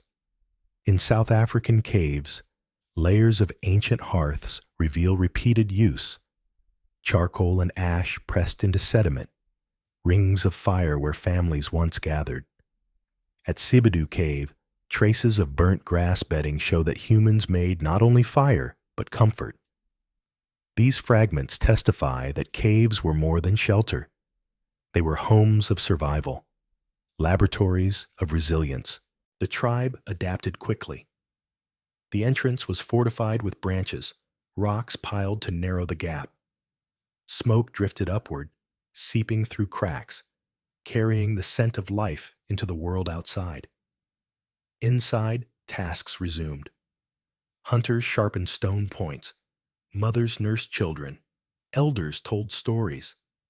The cave amplified their voices, turning whispers into echoes.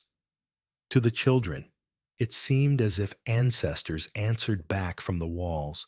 But the greatest treasure was not stone. It was fire. Flames flickered, steady now that wind no longer threatened them. Sparks rose into darkness and vanished. Around the fire, people gathered closer than ever, their circle tight, their bonds tighter.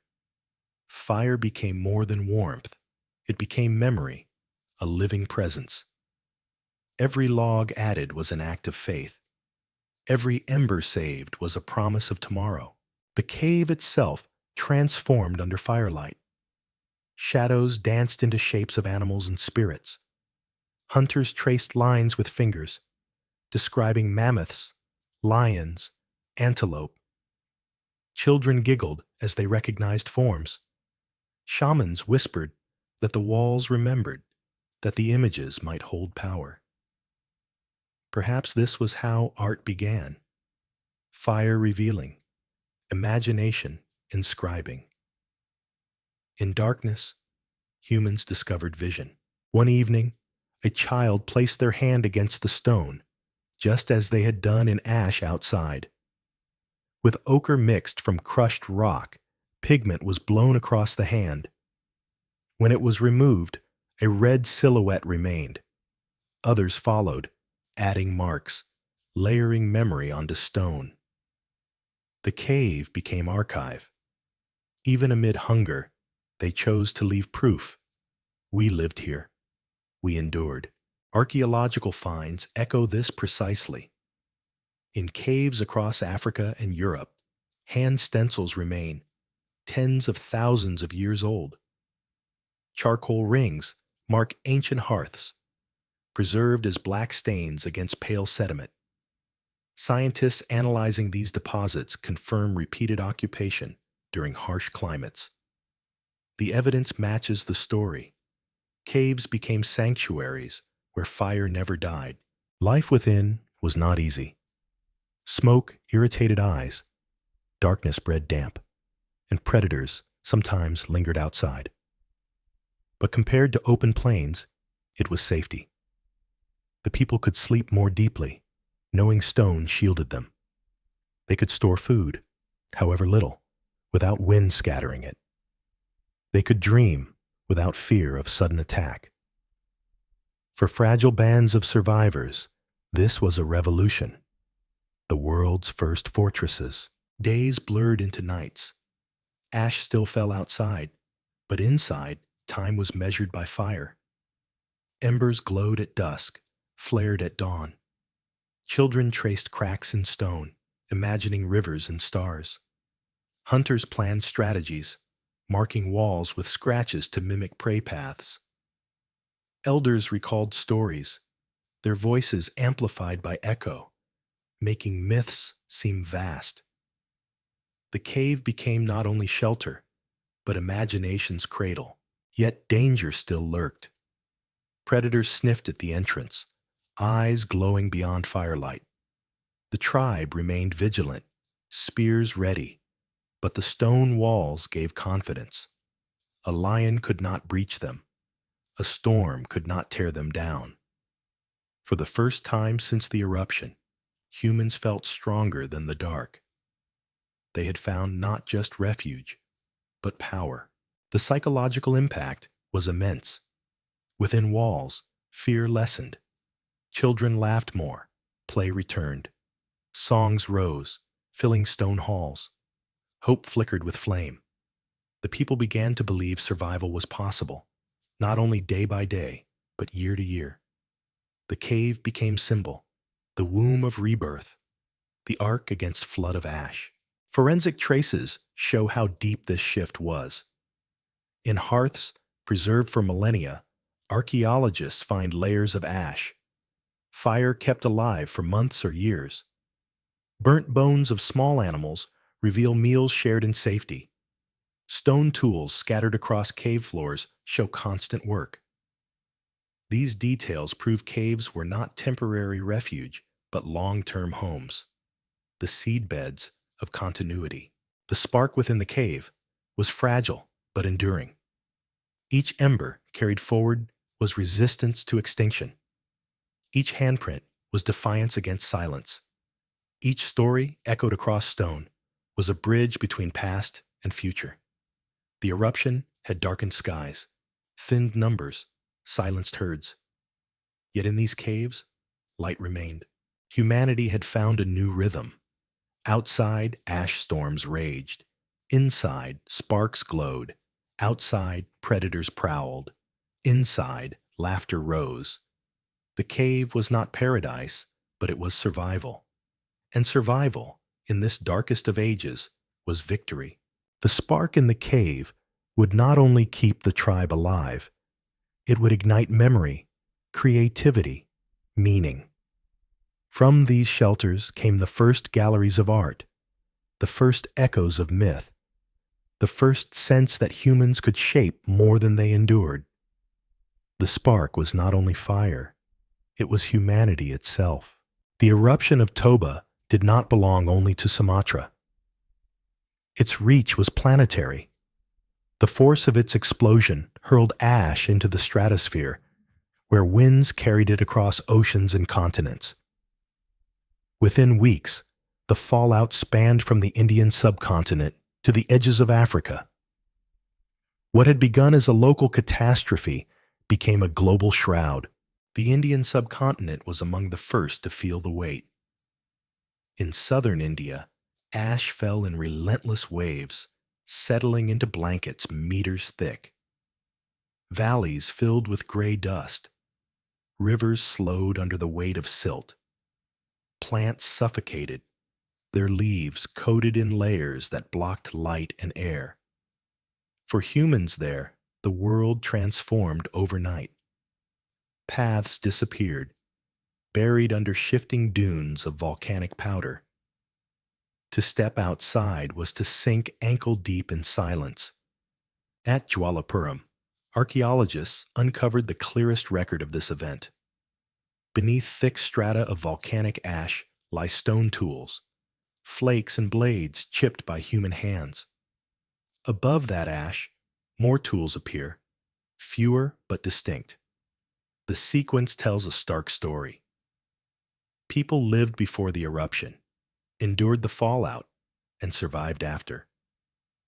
The ash band is more than geology. It is a timestamp, a scar in the earth marking humanity's brush with annihilation. Travel farther east, and the story repeats. In Malaysia, in Thailand, in China, layers of Toba ash appear like gray signatures in soil. Each confirms the eruption's scope. In Indonesia itself, the land closest to the blast, entire ecosystems were buried. Forests vanished, lakes turned into bowls of sludge. The geography itself was remade. What had been fertile became barren, but perhaps most striking is how far the ash traveled. Ice cores from Greenland, half a world away, contain microscopic traces of Toba's eruption. Tiny shards of volcanic glass and sulfur particles lie sealed in frozen layers, perfectly preserved. These fragments show that Toba's reach extended across hemispheres, wrapping the globe in a veil that dimmed sunlight for years. The world itself became archive, storing evidence in ice as well as stone. For those who lived through it, the ash was more than inconvenience. It suffocated crops, poisoned water, blinded eyes. Children coughed, elders gasped, hunters stumbled in haze. Tribes that once moved freely found their paths buried. Horizons disappeared into gray mist. The very air became heavier, each breath a labor. Ash was everywhere, in hair, in food, in lungs. It became part of the body itself. Yet even amid devastation, resilience flickered. Some groups learned to adapt. They dug into ash to find tubers still hidden underground. They set traps for small animals that staggered through dust. They discovered that water, though bitter, could be filtered through hides and plants. Each adaptation was fragile, but enough. The record at Jwalapuram shows continuity. Humans persisted, their tools above the ash band proving survival. The scale of Toba's ashfall is difficult to imagine. Modern eruptions like Krakatoa or Mount St. Helens released immense clouds, yet they were dwarfed by Toba. Its ash covered millions of square kilometers. Skies darkened across Asia. The Indian Ocean shimmered with drifting plumes. Even in Africa, far from the blast, dust veiled sunlight, altering rainfall, chilling air. The climate itself bent under Toba's weight. In Africa, tribes huddled in caves watched skies grow dim without knowing why. They could not see Sumatra, could not imagine a mountain exploding across seas. Yet they felt the consequences: hunger, cold, silence. To them, the cause was mystery. To us, the link is clear. The ash across oceans tied distant peoples into a single fate. Archaeology captures this connection. Layers of ash in India match precisely with deposits in Indonesia and signals in Greenland ice cores. Geochemistry confirms the source. All point to Toba. This triangulation reveals the eruption's global fingerprint. It is as if the Earth itself recorded the disaster in multiple ledgers, each witness to the same event. For those alive then, the ash became part of myth. Stories told of skies that rained dust, of suns that vanished, of spirits that covered the world in gray. These tales, whispered to children, carried memory beyond survival. Long after the ash settled, myths endured, shaped by the silence of those years. The fallout also reshaped migration. Tribes in Asia may have been forced southward, seeking coasts where food remained. Some groups in Africa moved toward rivers, clinging to water as lifeline. Routes shifted, populations bottlenecked, lineages thinned. Yet from these changes came the future. The survivors' paths became the foundations of global dispersal. The ash was paradox. It was death, but also archive. It buried life, but preserved evidence. Seeds trapped in its layers tell us which plants perished. Bones sealed in its grip show which animals fell. Tools beneath and above prove that humans endured. The ash itself became a storyteller, carrying voices across oceans, across time. For the tribe in the cave, ash was daily reality. They shook it from hides, swept it from floors, coughed it from lungs. It clung no matter what. Yet they kept fire alive, fed children, told stories. The spark endured within stone, even as ash smothered the world outside. Thus, the eruption that began in Sumatra touched every horizon. It spanned seas, crossed continents, altered climate, shaped destiny. Ash fell across oceans, linking distant tribes into one catastrophe. Humanity bent under its weight, but did not break. The world was gray, but within caves, fire glowed. The ash was everywhere. And yet, so was survival. The cave was cold, the air heavy with ash, yet voices still rose. They were not shouts of triumph or cries of plenty, but softer sounds, murmurs, chants, fragments of song. In the long night after Toba's fury, survival was more than food or fire. It was memory. It was story. It was sound.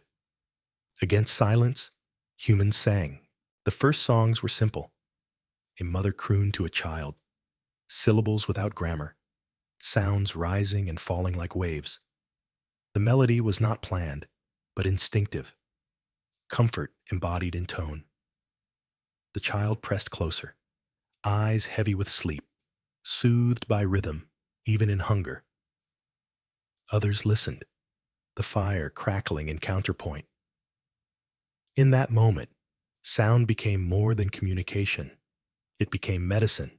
Hunters, too, created songs. Around the fire, they mimicked the calls of animals, low rumbles for lions, high whistles for birds, sharp barks for hyenas. Children laughed at the imitations, but lessons hid in the humor. These songs trained ears, taught recognition. To know the voice of predator and prey was to survive. Song was education, wrapped in play. Shamans used song differently. Their voices rose in chants, repetitive and hypnotic. Drumming on hollow logs, clapping in rhythm, they built patterns that stirred trance. Eyes closed, they spoke of ancestors watching from the dark, of spirits guarding the fire, of sun hidden but not gone. The songs wove fear into meaning. They gave structure to despair. In the echoing cave, chants became vast, filling every shadow with presence. Archaeological finds offered glimpses of such symbolic worlds. At Tafaralt in Morocco, beads made from shells more than 80,000 years old bear traces of pigment strung as adornments. They suggest not only decoration, but meaning, identity, belonging, perhaps even ritual. Just as shells were strung into patterns, songs strung words into memory. Both were signs of symbolic thought, the beginnings of culture that could outlast famine and fire. Children invented their own music. They clapped stones together, creating rhythms that echoed in caves. They stamped feet, turning play into percussion. They sang nonsense words, imitating elders, giggling when echoes returned distorted. Their songs had no formal language, yet they bound the group. Laughter rose, fragile but bright. Even amid ash, joy found a voice. Songs carried memory. Elders sang of hunts long past, of rivers once wide, of skies once clear.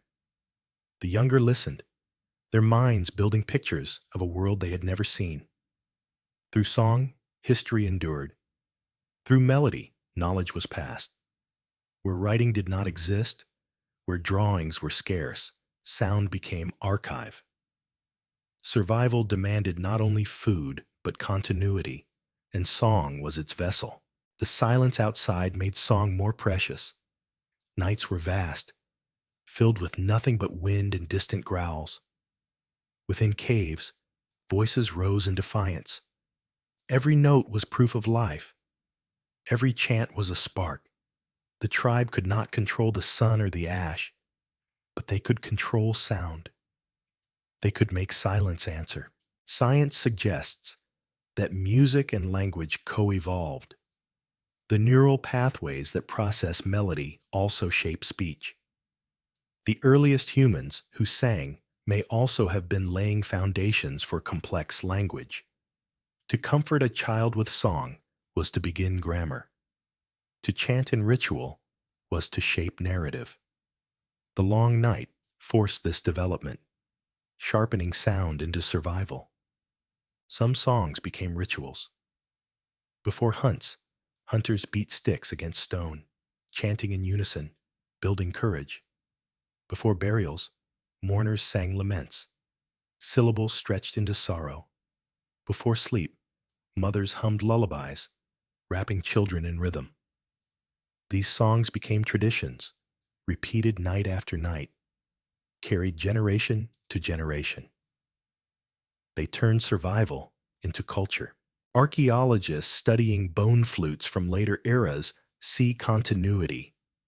Though the flutes discovered in Europe date tens of millennia later, they reveal that humans carried music forward once survival allowed. The seeds of those instruments were planted in caves like these, in songs of survival. Sound was practice long before tools gave it form. Songs also built unity. In hunger, disputes arose. Who would eat first? Who would carry burden? Who would guard fire? Arguments threatened bonds. But when voices rose together, discord softened. Chant drowned conflict. Harmony soothed tension. The tribe discovered that sound could bind as tightly as food. In crisis, music became glue. Imagine the scene: a cave lit by fire, walls glowing red, shadows moving. Children clap stones, hunters hum deep, mothers croon, shamans chant. The echoes rise into a chorus, imperfect but powerful. For a moment, hunger is forgotten, fear is muted, silence is broken. The tribe becomes one voice. Modern humans still feel this inheritance. We sing lullabies, chant in worship, celebrate with rhythm.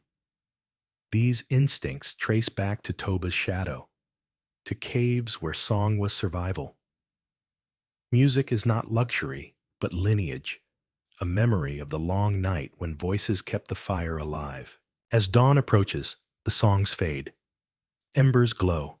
Smoke drifts upward. Children sleep. The tribe rests, knowing predators prowl, knowing hunger waits.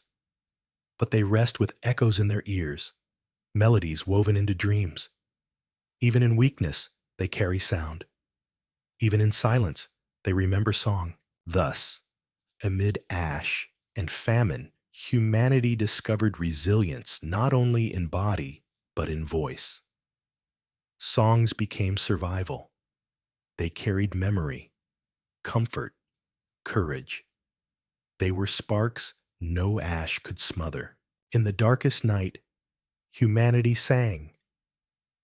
And through those songs, the future began to find its voice. Hunger sharpened every sense.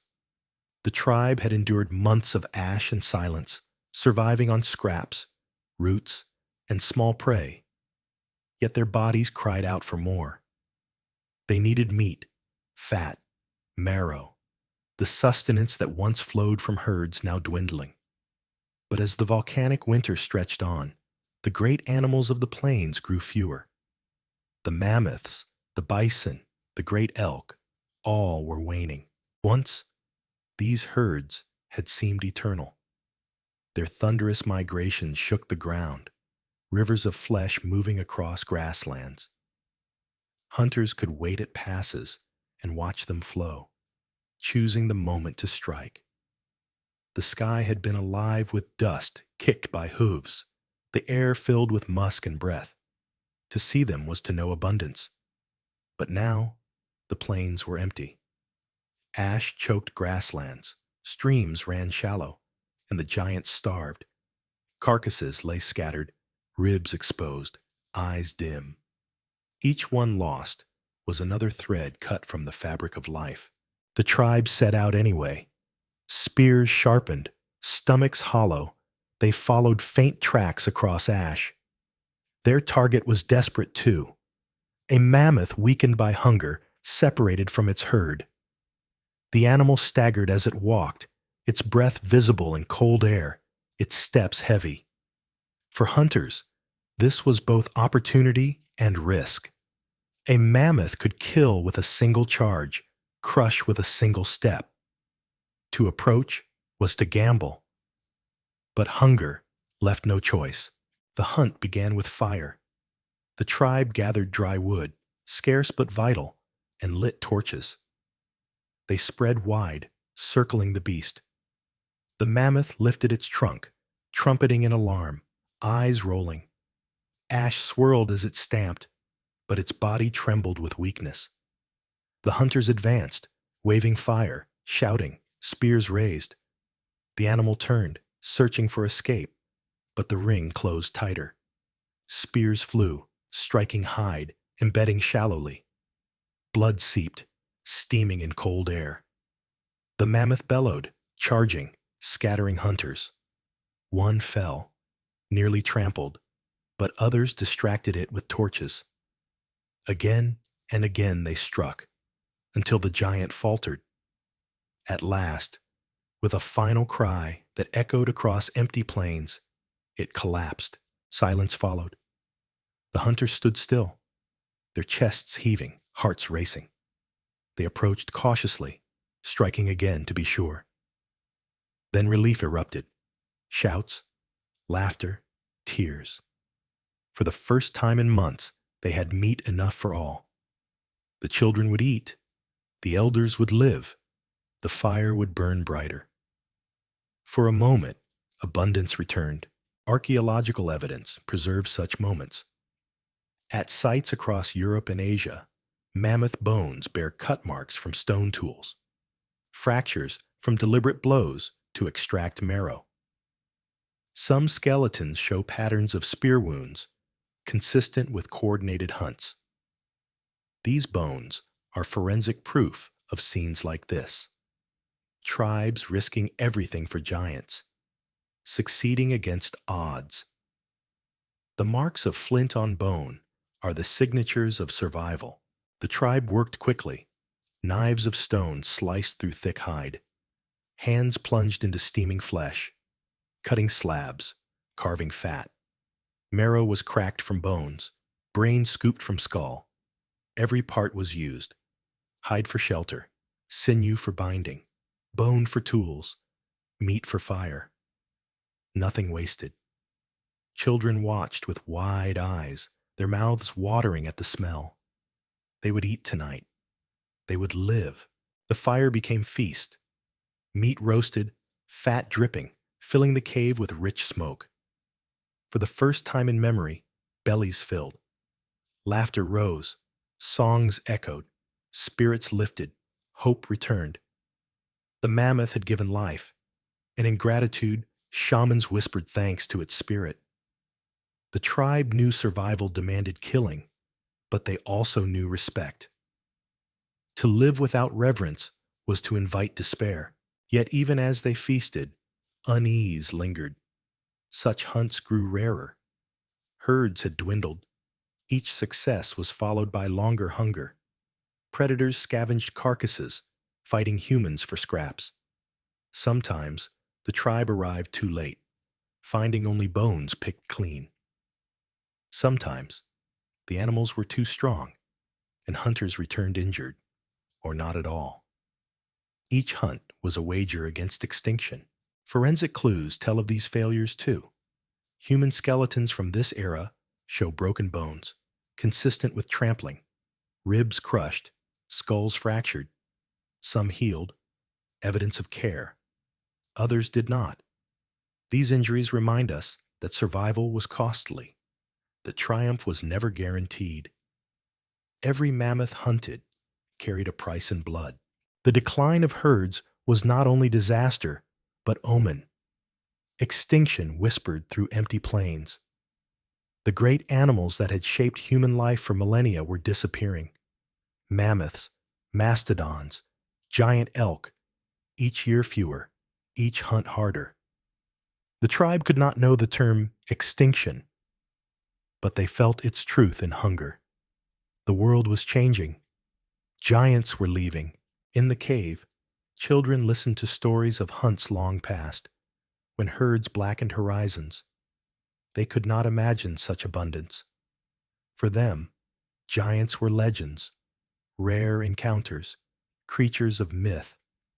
Elders tried to describe the thunder of hooves, the dust of migrations, the sight of endless backs across plains.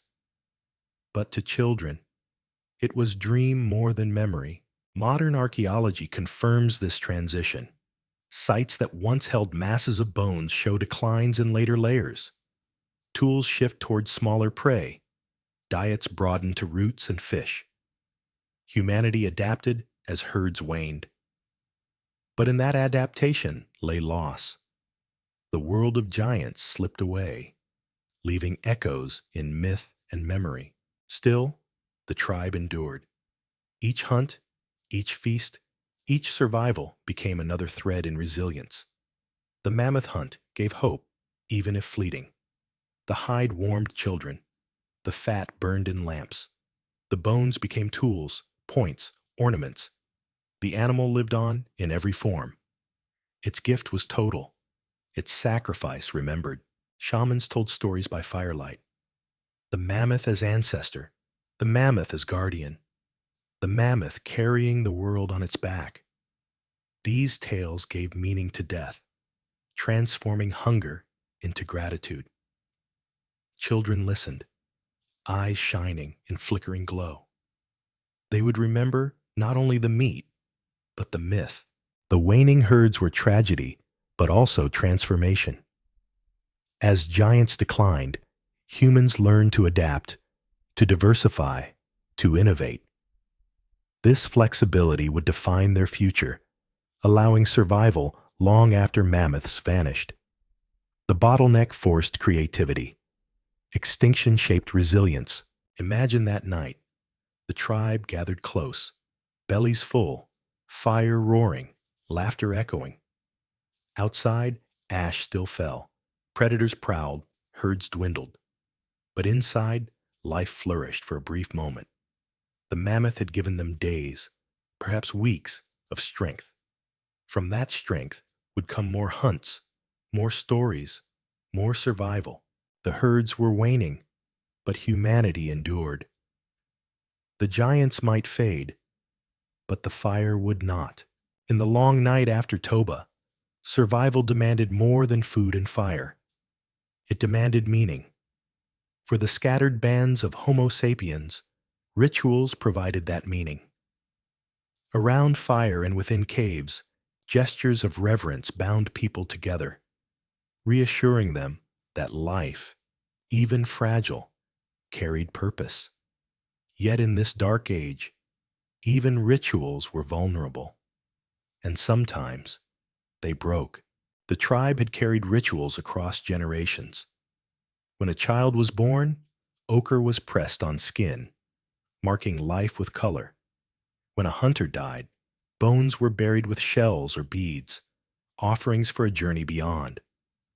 Songs accompanied meals, chants preceded hunts, stories wrapped sorrow in words. Rituals wove life into patterns.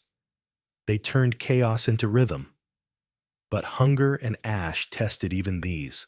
One evening, the tribe prepared a burial. A mother had lost her child, a small body with breath gone still. Others gathered, hands trembling from weakness, hearts heavy from grief. They carried the child into the cave's inner chamber, where walls bore handprints and marks of memory. There, a shallow pit was dug.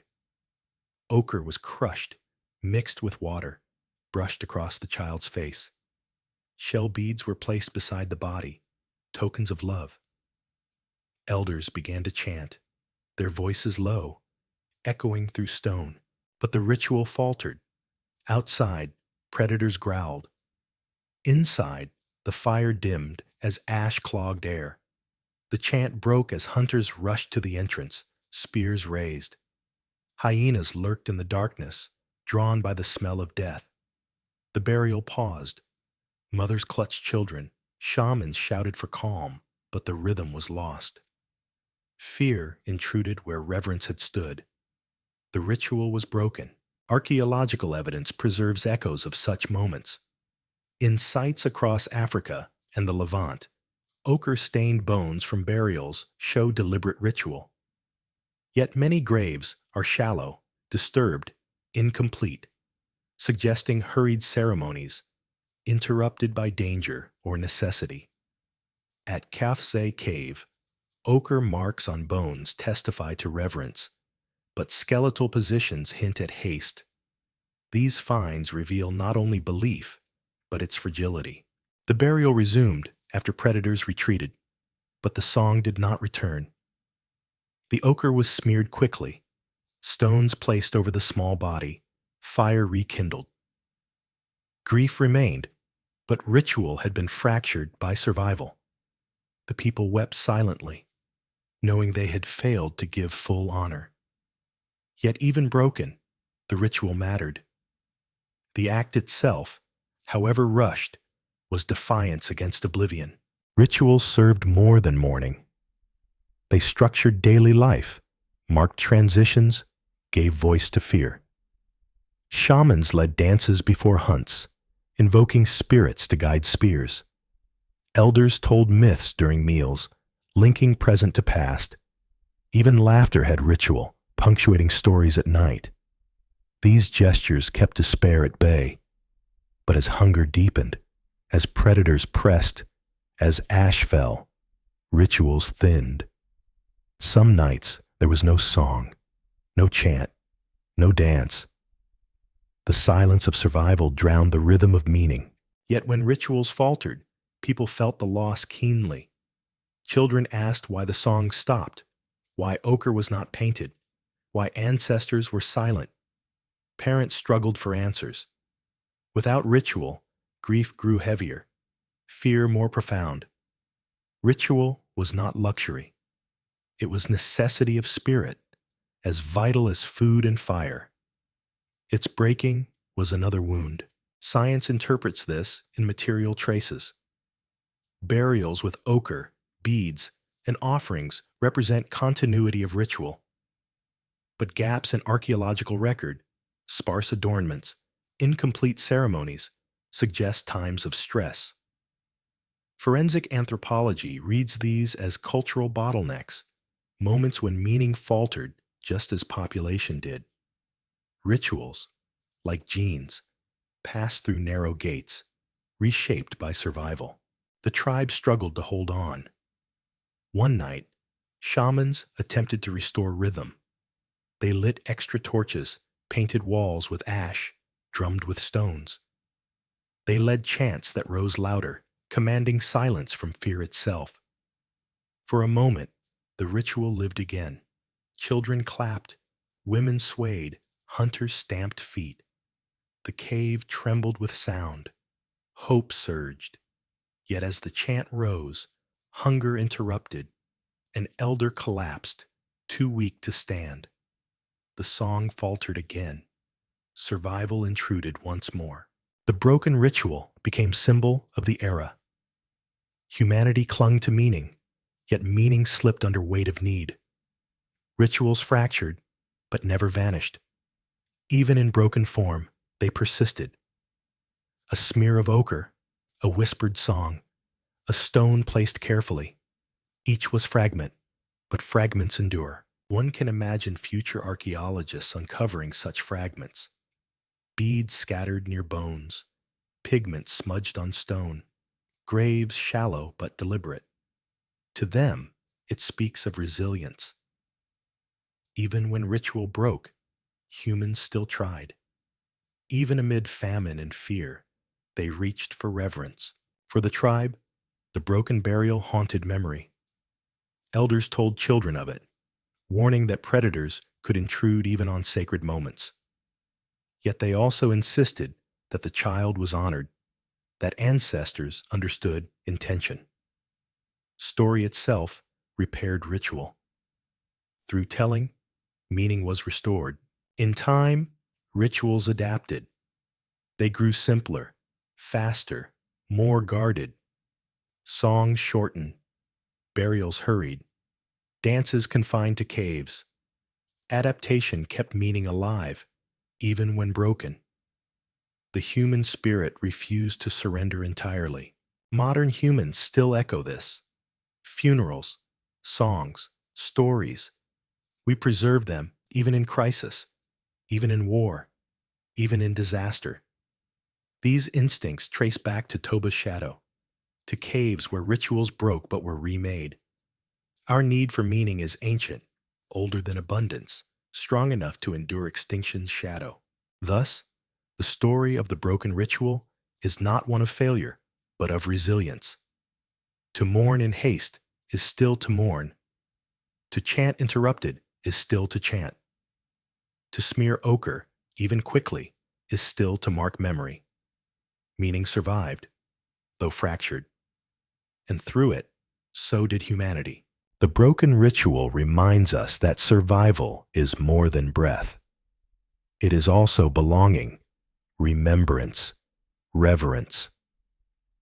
Even in interruption, even in silence, humanity insisted on meaning.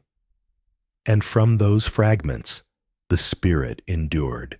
The cave was silent except for fire. Flames flickered low, smoke curled into cracks, and embers pulsed like hearts. Around them, the tribe huddled in exhaustion. Hunger had hollowed their bodies, but it was fear that hollowed their spirits. Outside, ash fell endlessly. The sun seemed gone, the sky broken. In such darkness, people turned not only to fire and food, but to voices beyond themselves. They turned to the ancestors. The shaman rose. His frame was thin, ribs sharp, but his eyes gleamed with strange intensity. In one hand, he held a drum stretched with hide. In the other, a torch dripping sparks. He began to beat softly, rhythm steady as breath. Boom, boom, boom. The sound echoed, filling stone hollows. Children stirred. Elders lifted their heads. The shaman's chant followed, low and hypnotic. He spoke of those who had gone before, those buried in ochre, those remembered in stone. He said they whispered still, guiding the living through the long night. The tribe listened. For a moment, the cave seemed fuller, as if shadows themselves leaned in. The shaman swayed, eyes half closed, voice weaving words and cries, syllables older than language. He spoke of a sun swallowed by a mountain, of ancestors hidden behind clouds, waiting for the world to be healed. His words gave structure to despair. The people felt less alone. Children clung to parents, wide-eyed. Mothers rocked infants, humming with the chant. Hunters sat with spears across knees, their faces softer. The rhythm bound them together.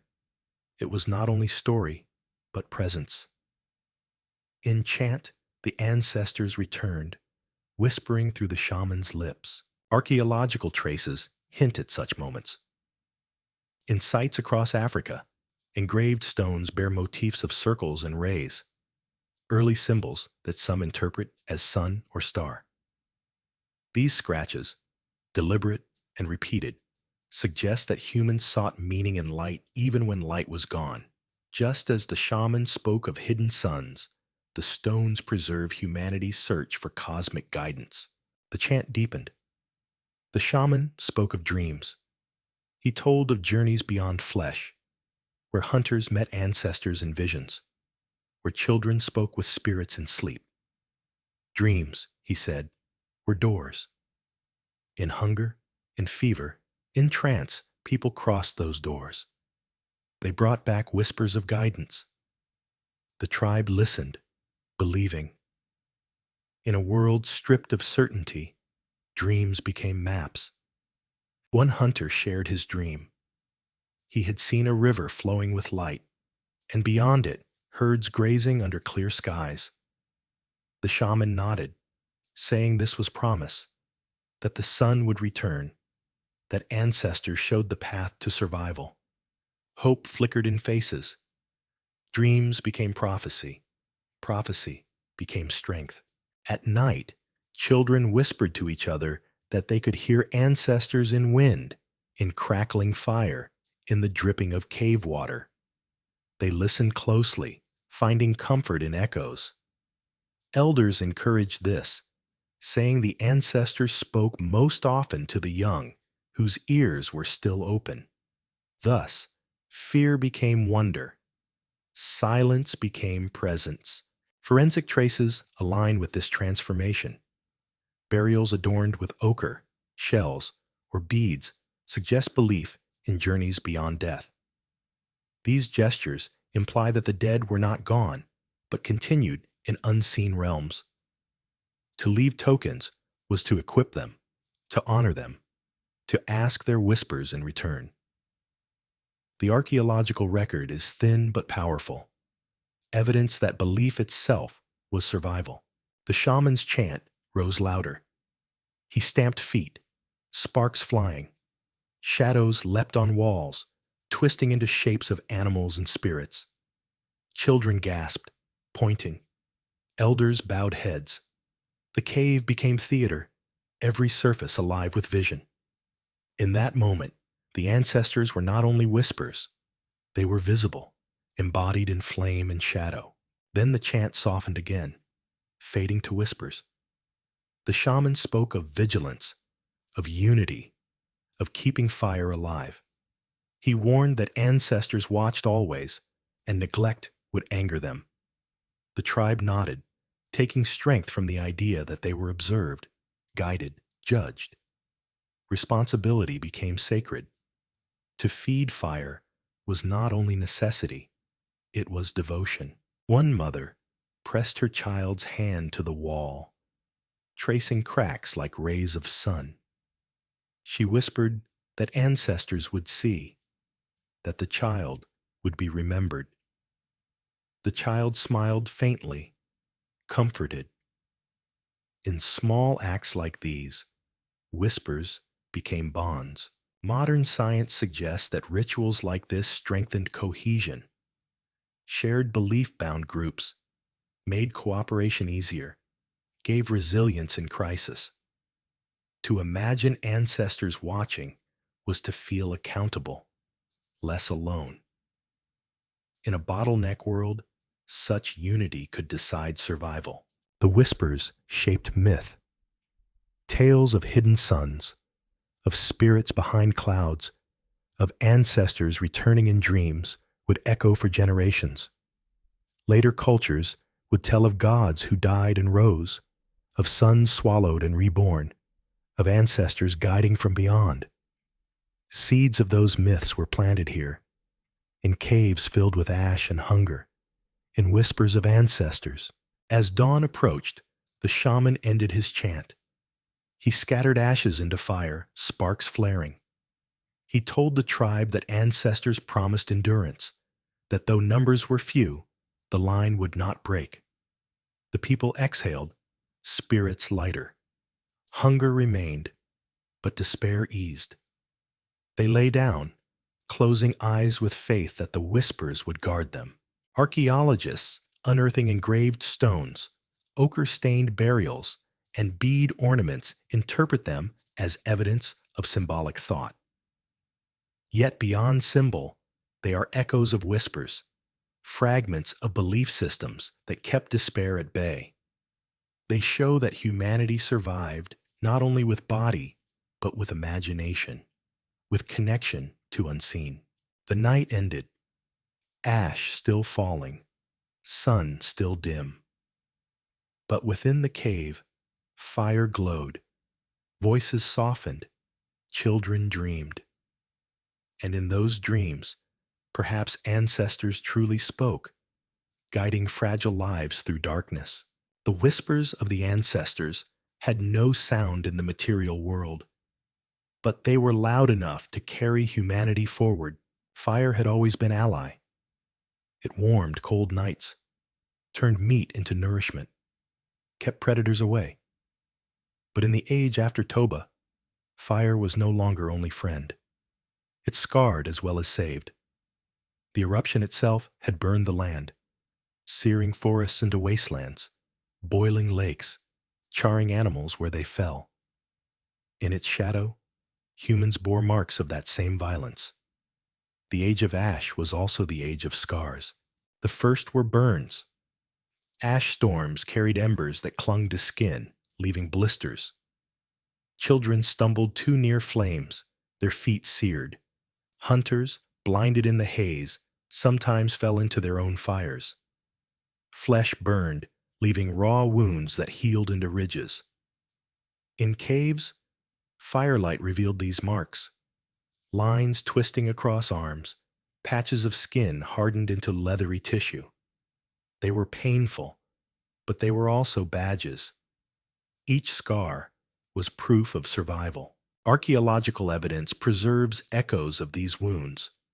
In layers of ash, bones have been found scorched, blackened by contact with fire.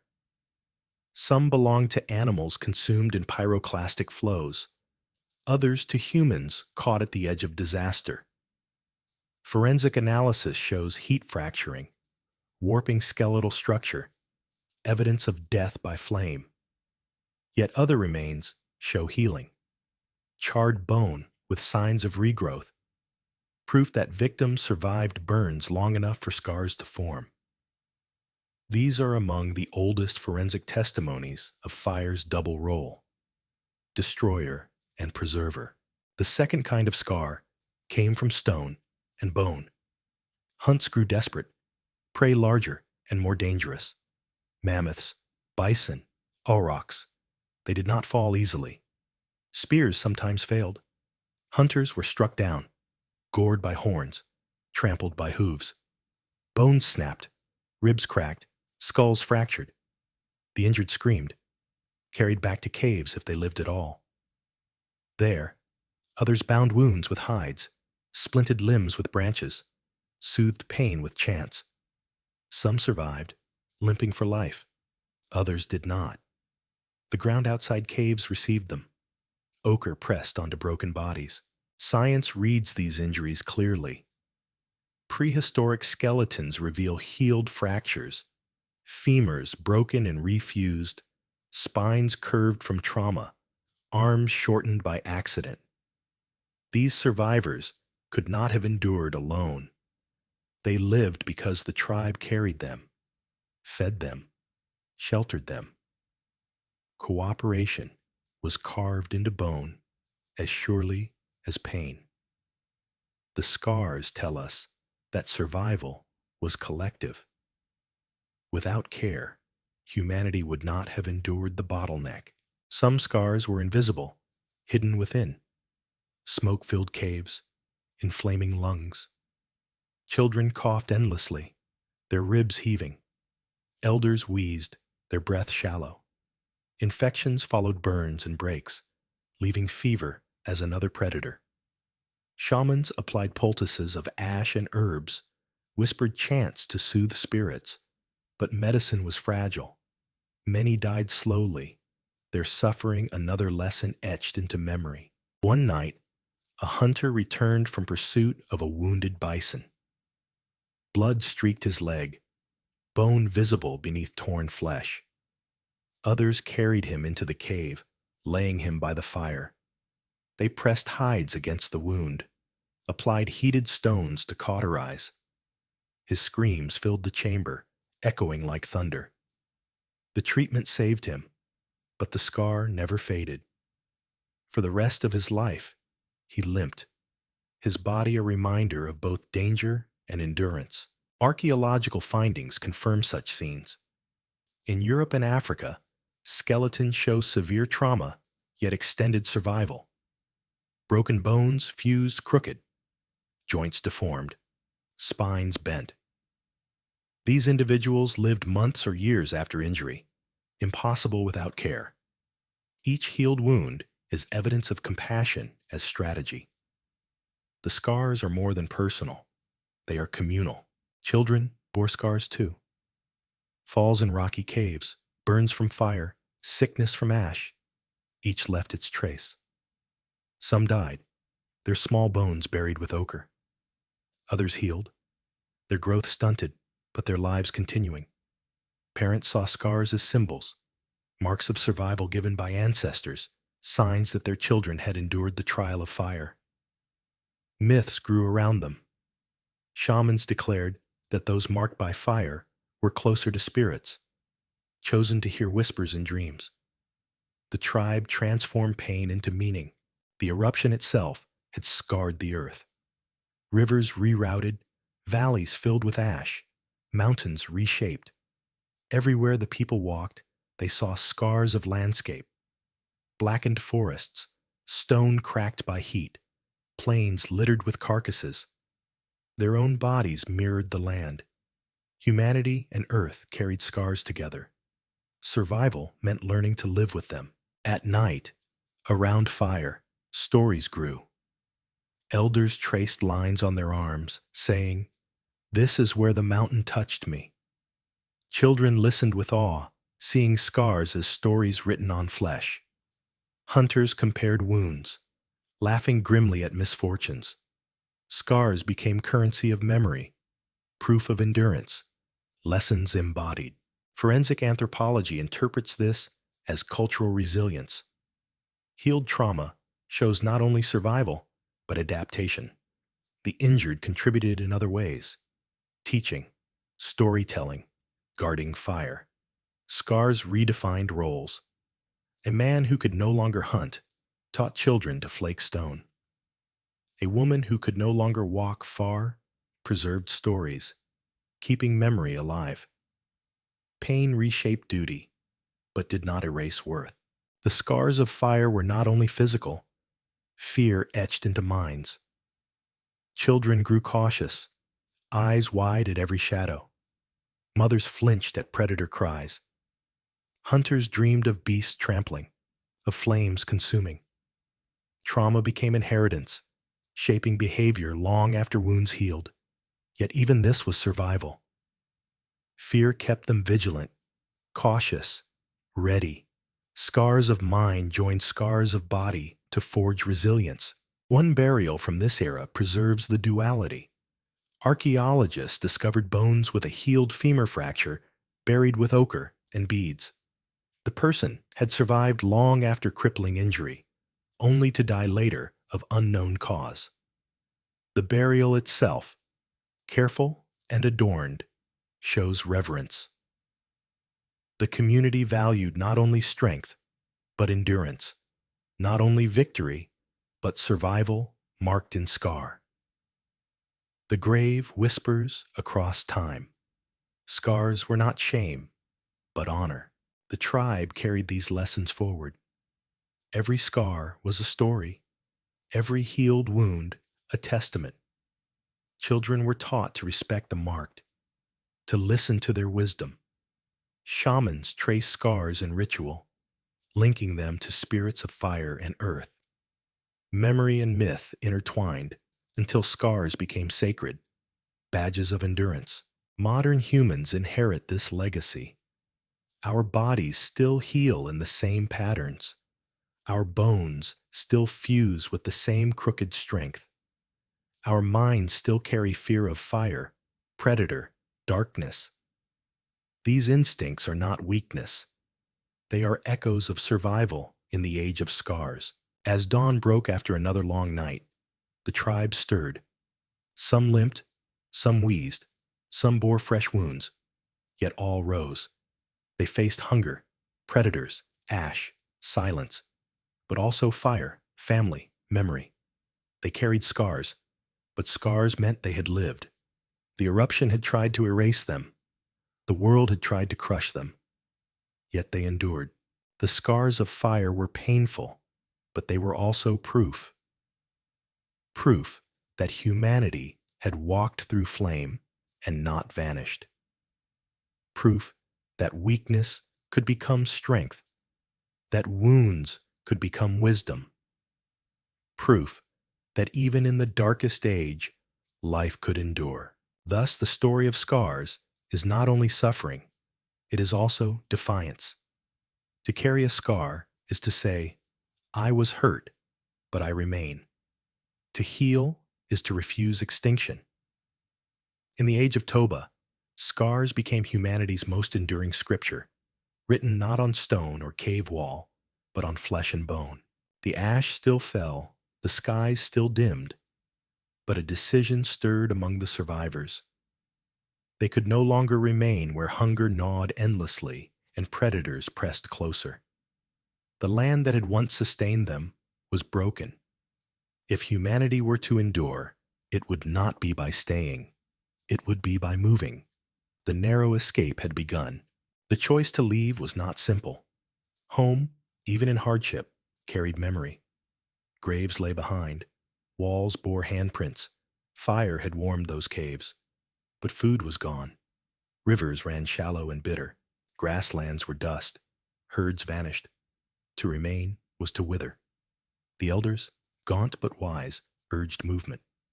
The shamans spoke of visions, of rivers flowing elsewhere, of skies clearer to the north, of ancestors guiding the path. Reluctantly, the tribe gathered what little they had: tools, hides, fire. They stepped into the gray world, leaving echoes behind. The journey was perilous. Ash muffled the ground, turning steps heavy. Winds cut like knives, stinging eyes. Mothers carried children wrapped in skins. Hunters walked with spears at the ready. Elders leaned on staffs. Every mile was struggle. Every hour tested resolve. At night, they found shallow shelters, building fires from meager wood. Sparks rose weakly, threatened by gusts. Still, the fires lived.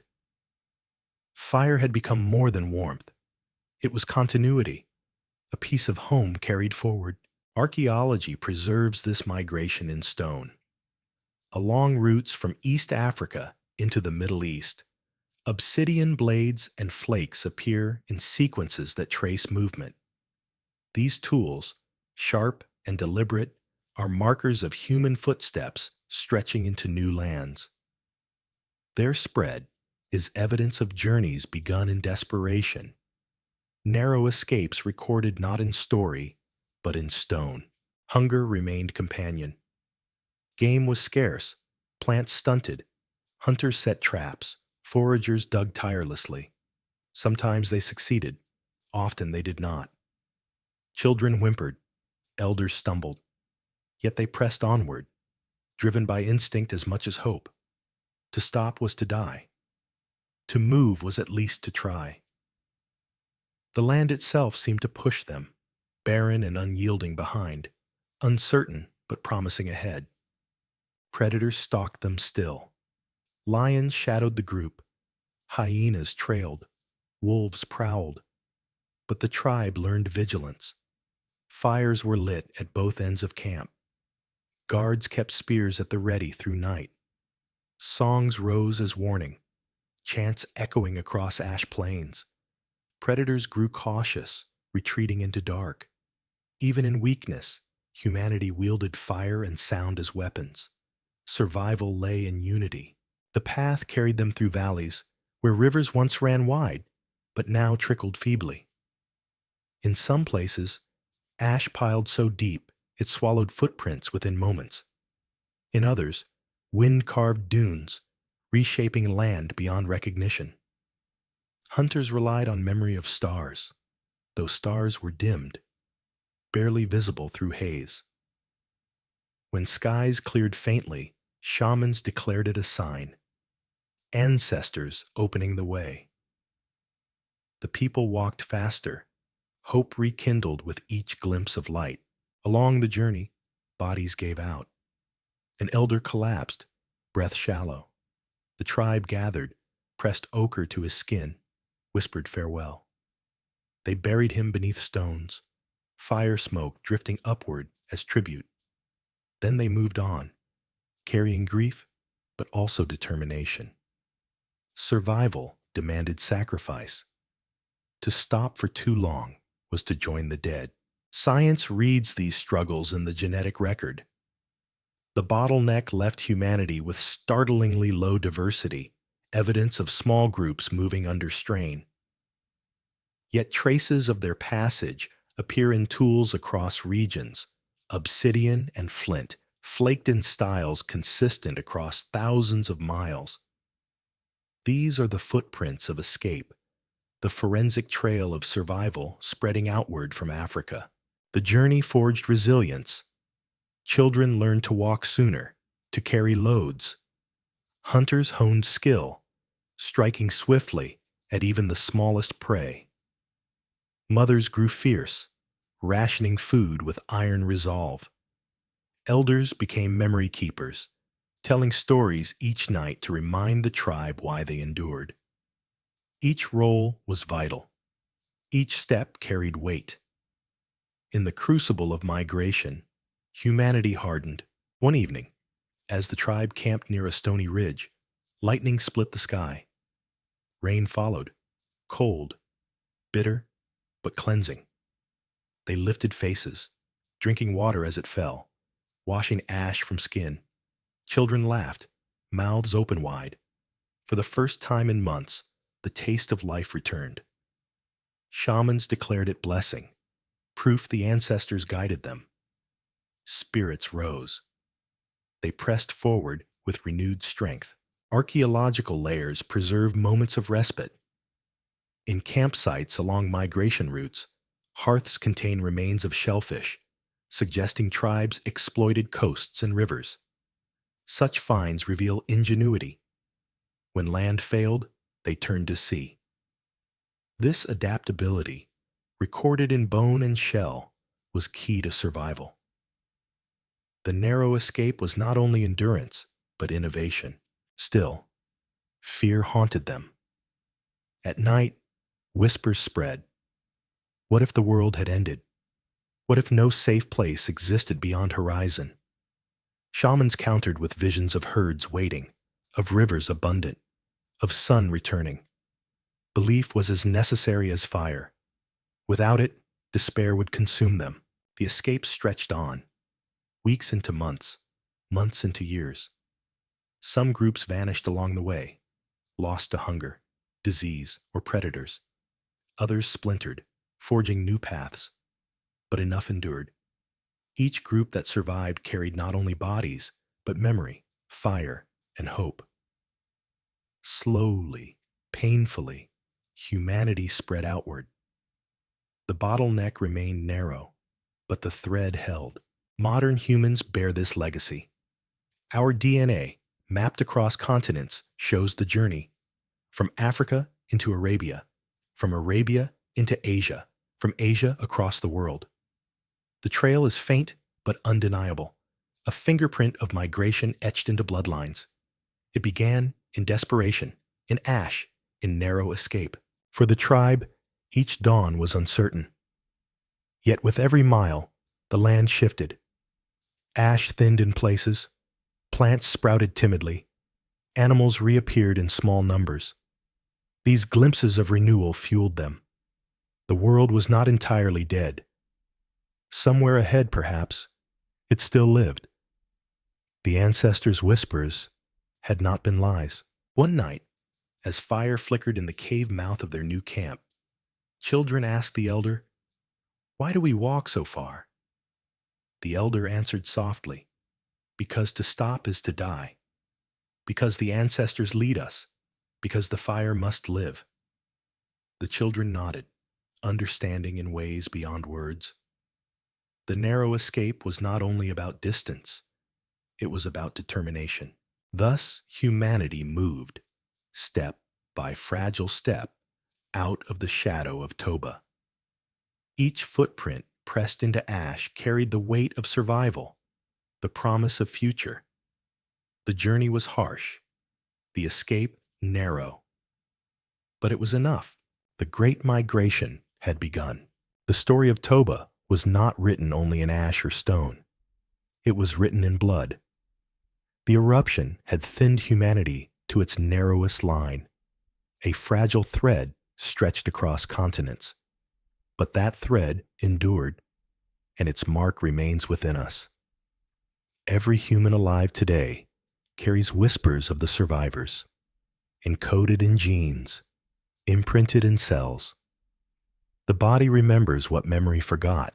Genetics reveals the truth of the bottleneck. Studies of mitochondrial DNA, passed from mother to child, show a dramatic contraction around 70,000 years ago. Where diversity should have been vast, it is narrow. Lineages that once branched widely were pruned to a few. Almost all of us descend from a handful of maternal lines, women who lived through Toba's shadow and bore children into the long night. Their voices are silent in history, but their legacy is universal. Every heartbeat today echoes theirs. The Y chromosome, passed from father to son, tells the same story. Diversity shrank, suggesting that few men, too, carried the future forward. Families collapsed, tribes vanished, yet some endured, enough to seed generations. The bottleneck was severe, but not final. It was a near death, not a death. Archaeology provides the parallel. In India, stone tools lie above and below Toba ash, evidence that humans survived in that land despite catastrophe. The tools are fewer, scattered, but they exist. In Africa, Occupation layers grow thin but do not vanish. The material record mirrors the genetic one. Survival reduced, but survival nonetheless. Modern science maps these survivors. Geneticists trace humanity back to mitochondrial Eve, not a single woman, but a lineage that alone persisted when others failed. She lived in Africa, her descendants spreading outward. All of us, from every continent, carry pieces of her code. The same is true of Y chromosomal Adam, whose line also endured. Together, these genetic ancestors stand as symbols of resilience. The bottleneck shaped humanity's future. With fewer genetic lines, variation was lost.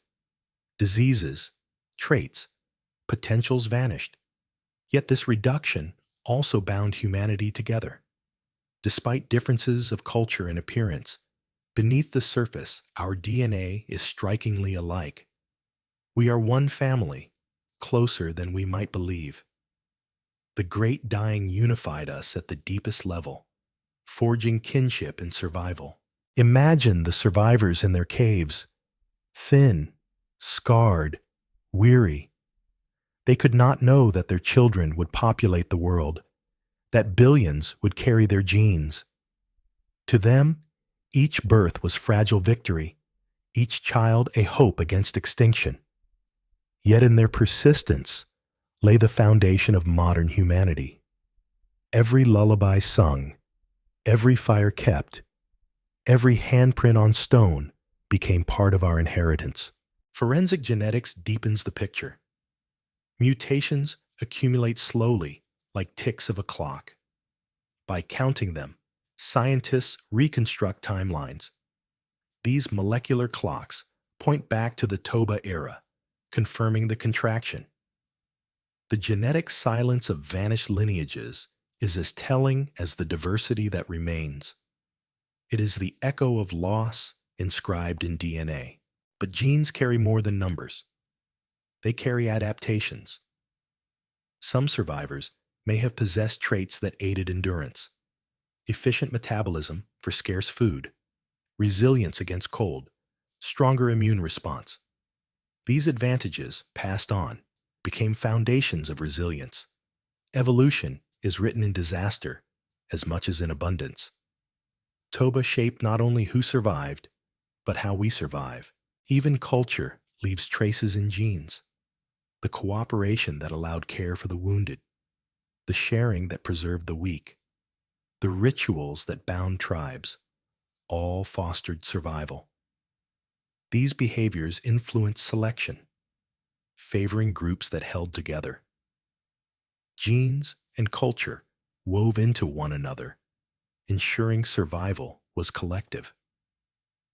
The bottleneck was endured not by strength alone, but by unity. One can imagine an elder looking at children by the fire, whispering, "You must live. You must remember." Those children grew, carried families forward, spread across continents.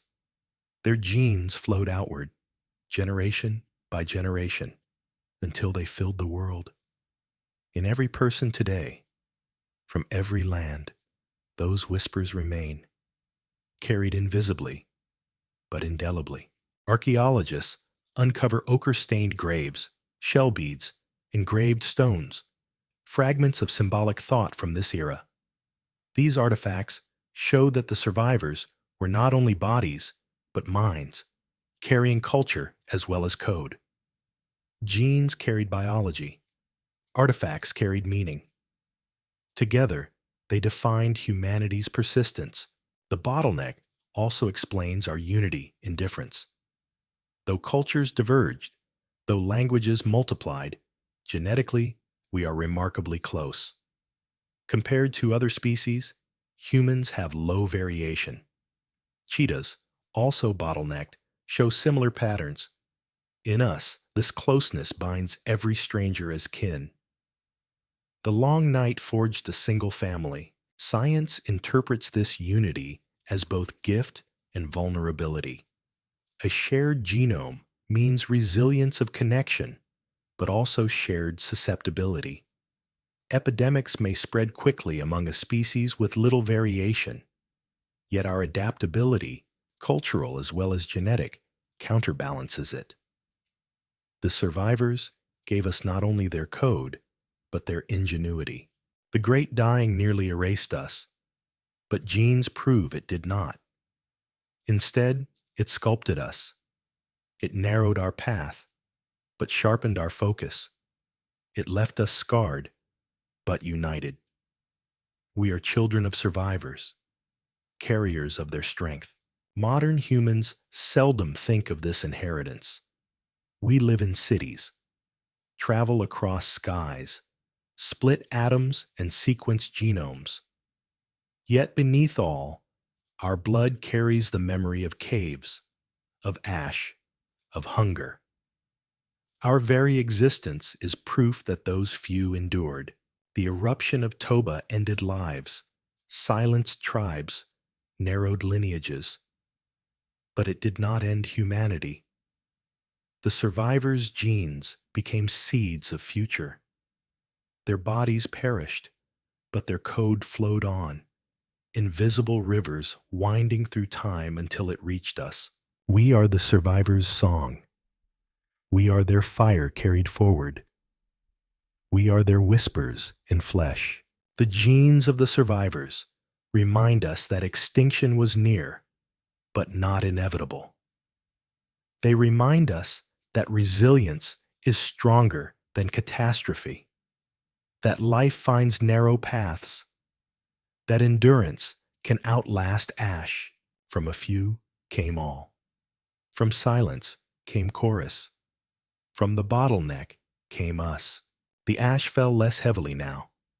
The skies began to clear, though dimly, cautiously, as if the sun itself feared returning. For those who survived, the eruption of Toba was no longer only disaster. It was memory, raw, searing, unforgettable. But memory does not remain unchanged. With time, hunger lessened, children grew, fires spread to new lands.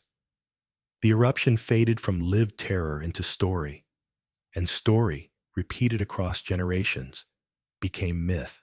Around fires, elders spoke of the long night. They described a time when the sky rained stone, when the sun vanished, when the world turned gray.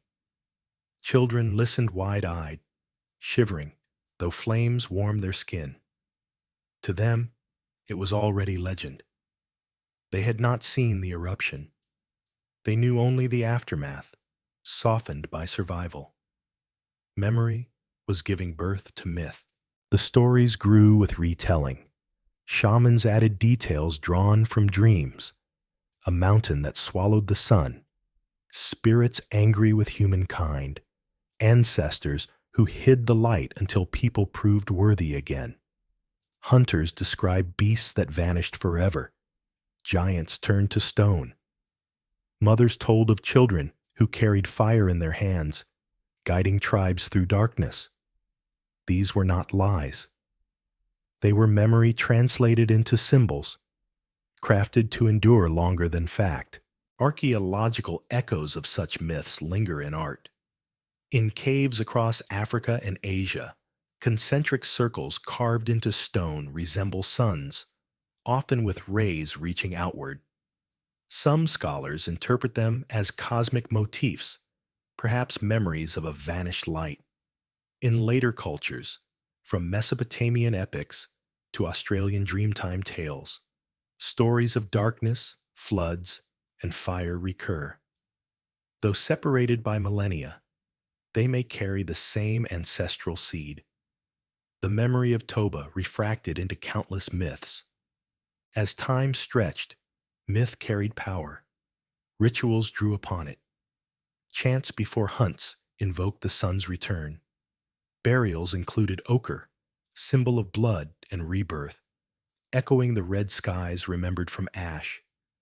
Shamans painted walls with black and red, telling of fire that destroyed and fire that saved. Children grew into adults, shaped by these stories. Their worldview molded by mythic memory. Myths became explanations for scars on the land. Blackened forests were said to be footprints of gods. Ash dunes were the bones of defeated monsters. Rivers choked with stone were paths carved by fiery serpents. The earth itself became a text, its scars read through the lens of legend. In this way, memory fused with landscape, inseparable from daily life. Science today can trace these transformations. Comparative mythology reveals recurring patterns: sun swallowed, light hidden, endless night, floods of fire. These motifs appear in cultures separated by oceans, suggesting a deep, shared origin. The Toba eruption, near universal in its impact, provided such an origin. What began as survival tales hardened into archetypes, carried unconsciously across millennia. In one cave, a child pressed a hand in ochre, surrounded by radiating lines. Was it play, or memory of the sun's return? Archaeologists debate, but the symbol resonates. It suggests that even the youngest carried fragments of story. Myth was not adult invention alone. It was community inheritance, carried in symbol as much as word. The tribe found comfort in myth. To believe the darkness had reason, that ancestors tested them, that spirits demanded resilience, was to give suffering meaning. Without myth, despair returned. With myth, pain became passage. Hope could root itself in narrative, enduring longer than hunger. Even predators became folded into stories. Lions were said to be guardians of fire, hyenas agents of chaos, mammoths spirits of endurance. Encounters with beasts were retold as moral tales, teaching vigilance, courage, respect. Myth transformed danger into lesson, turning terror into wisdom. The shamans wove dreams into greater patterns. They spoke of cycles: darkness followed by light, death followed by rebirth. They said the eruption was not end, but trial, a narrowing so that humanity might emerge stronger. In their chants lay a proto-philosophy, a sense of purpose in catastrophe. Generations later, echoes of such thought would appear in creation myths, in flood stories, in tales of world endings and renewals. Forensic traces support this persistence. Burials layered with ochre and beads suggest rituals tied to rebirth, belief in cycles beyond death. Symbolic engravings carved into bone or stone reveal attempts to fix memory in material. These are not myths written in words, but in pigment and carving. They are the material side of memory's transformation. Over centuries, the eruption itself may have been forgotten in detail. Few could describe ash thickness or sulfur taste, but its essence endured. The sky turned black, the sun disappeared, the world nearly ended. Those fragments, retold endlessly, became durable myths. They migrated with humans out of Africa, embedding into new lands and new tongues. Modern parallels remain striking. Myths of suns swallowed by dragons, of endless winters, of floods that cover the world. They echo themes born in Toba's shadow. The Norse spoke of Fimbulwinter, the long cold before world's end. The Greeks told of Phaethon, who scorched earth with the sun's chariot. Indigenous Australians speak of fiery ancestors shaping land. Each may be distant descendant of a single ancestral memory, the ash that once fell across the world. For the survivors, myth was shield. It made fear bearable, loss meaningful, endurance noble. To say, we lived through trial of gods, was stronger than to say, we starved in ash. Myth ennobled suffering, transforming it into destiny. Children who grew with such stories inherited not despair, but resilience. One can imagine an elder speaking to wide-eyed youth. Once, the sun died. Once, The sky rained fire, but we survived, and the sun returned. And so it always shall. The children would nod, comforted. They would grow into adults who carried that myth forward, repeating it to their own children. Thus, the memory of Toba lived long after ash had settled. The myth was not only survival of past, but preparation for future. If darkness returned, if skies dimmed again, humans would be ready in spirit. Myth gave rehearsal for catastrophe, embedding endurance into imagination. It was more than story. It was strategy. And so, the Great Eruption became more than event. It became archetype, shaping humanity's understanding of cosmos and fate.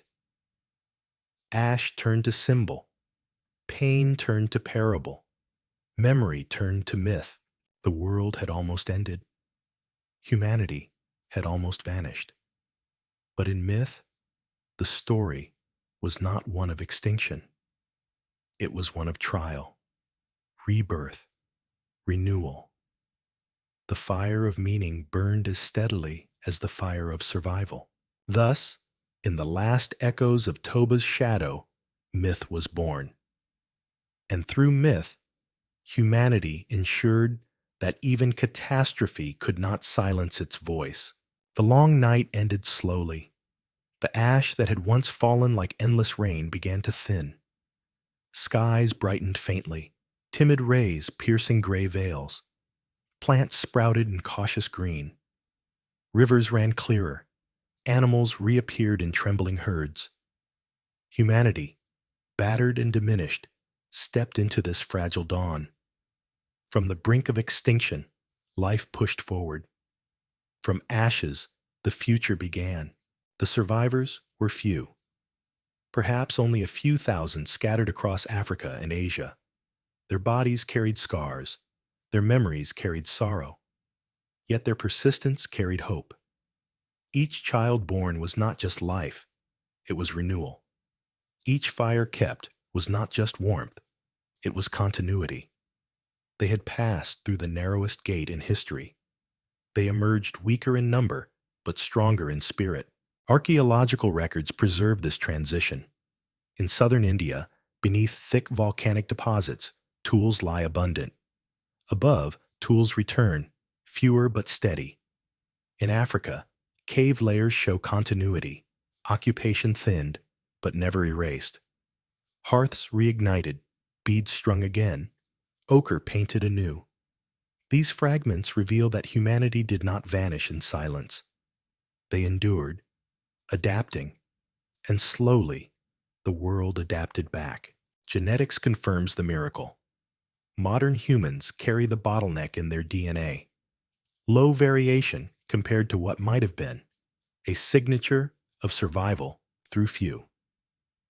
Mitochondrial DNA traces back to women whose lines endured. Y chromosomes to men whose children carried forward. From those survivors flow billions today. We are all descendants of resilience, all heirs of endurance. The eruption reshaped humanity. It taught adaptability, forced unity, demanded creativity. Tribes that cooperated survived.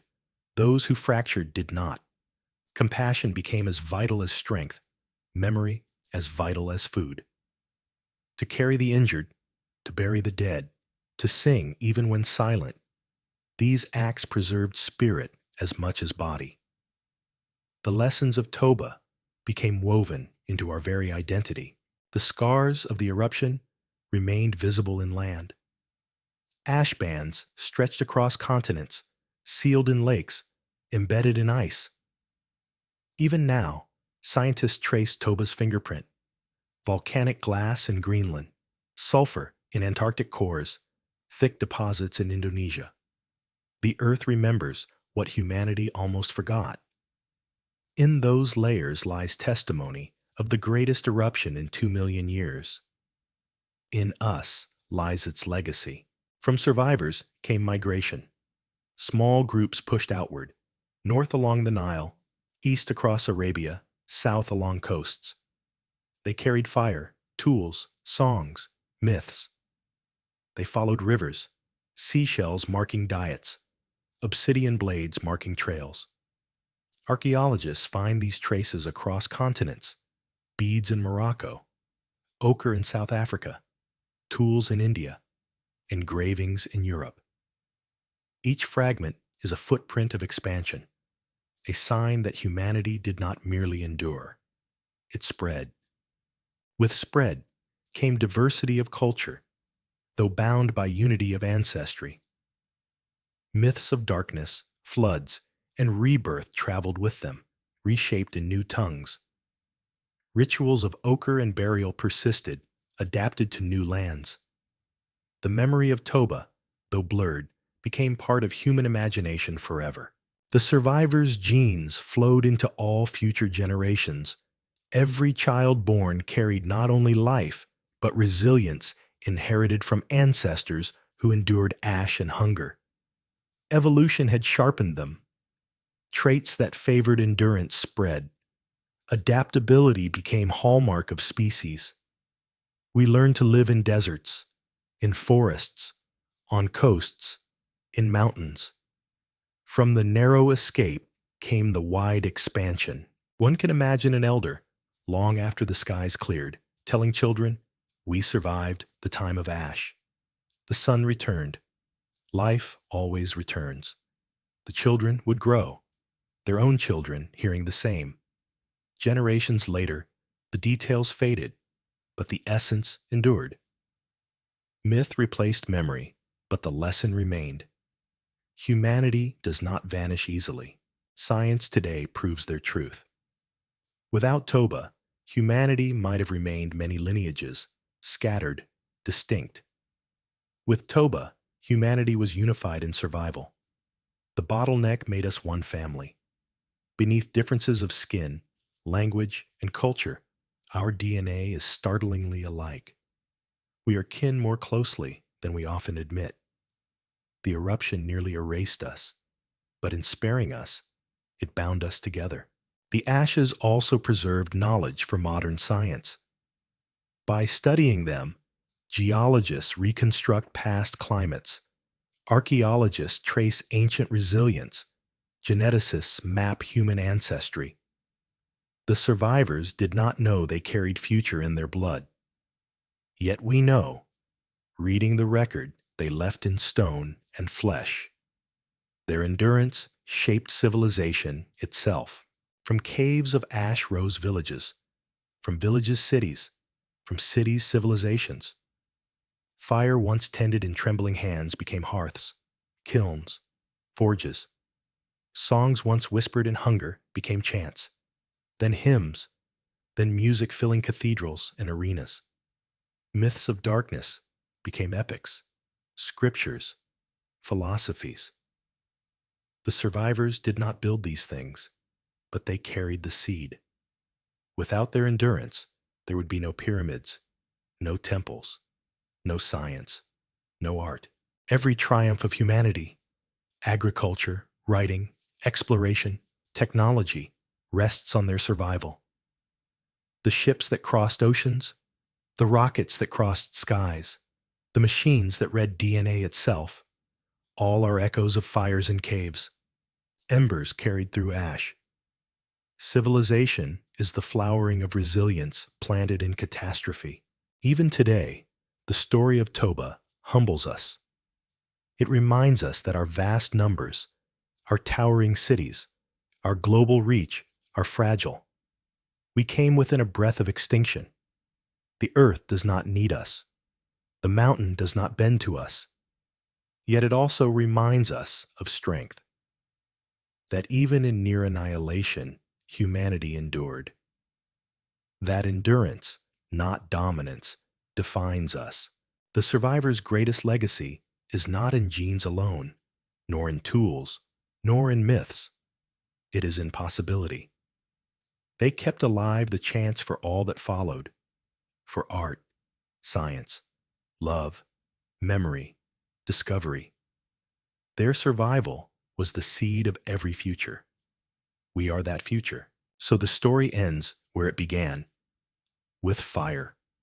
Once it was sparks coaxed from flint, trembling in caves. Now it is the fire of stars harnessed in science, the fire of imagination shaping worlds. From ash to fire, from cave to cosmos, the thread runs unbroken. The survivors ensured it. The eruption of Toba was catastrophe beyond measure, but from its ashes rose resilience beyond measure. The long night nearly erased us, but instead it forged us. We are not only descendants of survivors, we are descendants of endurance, of memory, of hope. From ashes, the future came, and the fire still burns.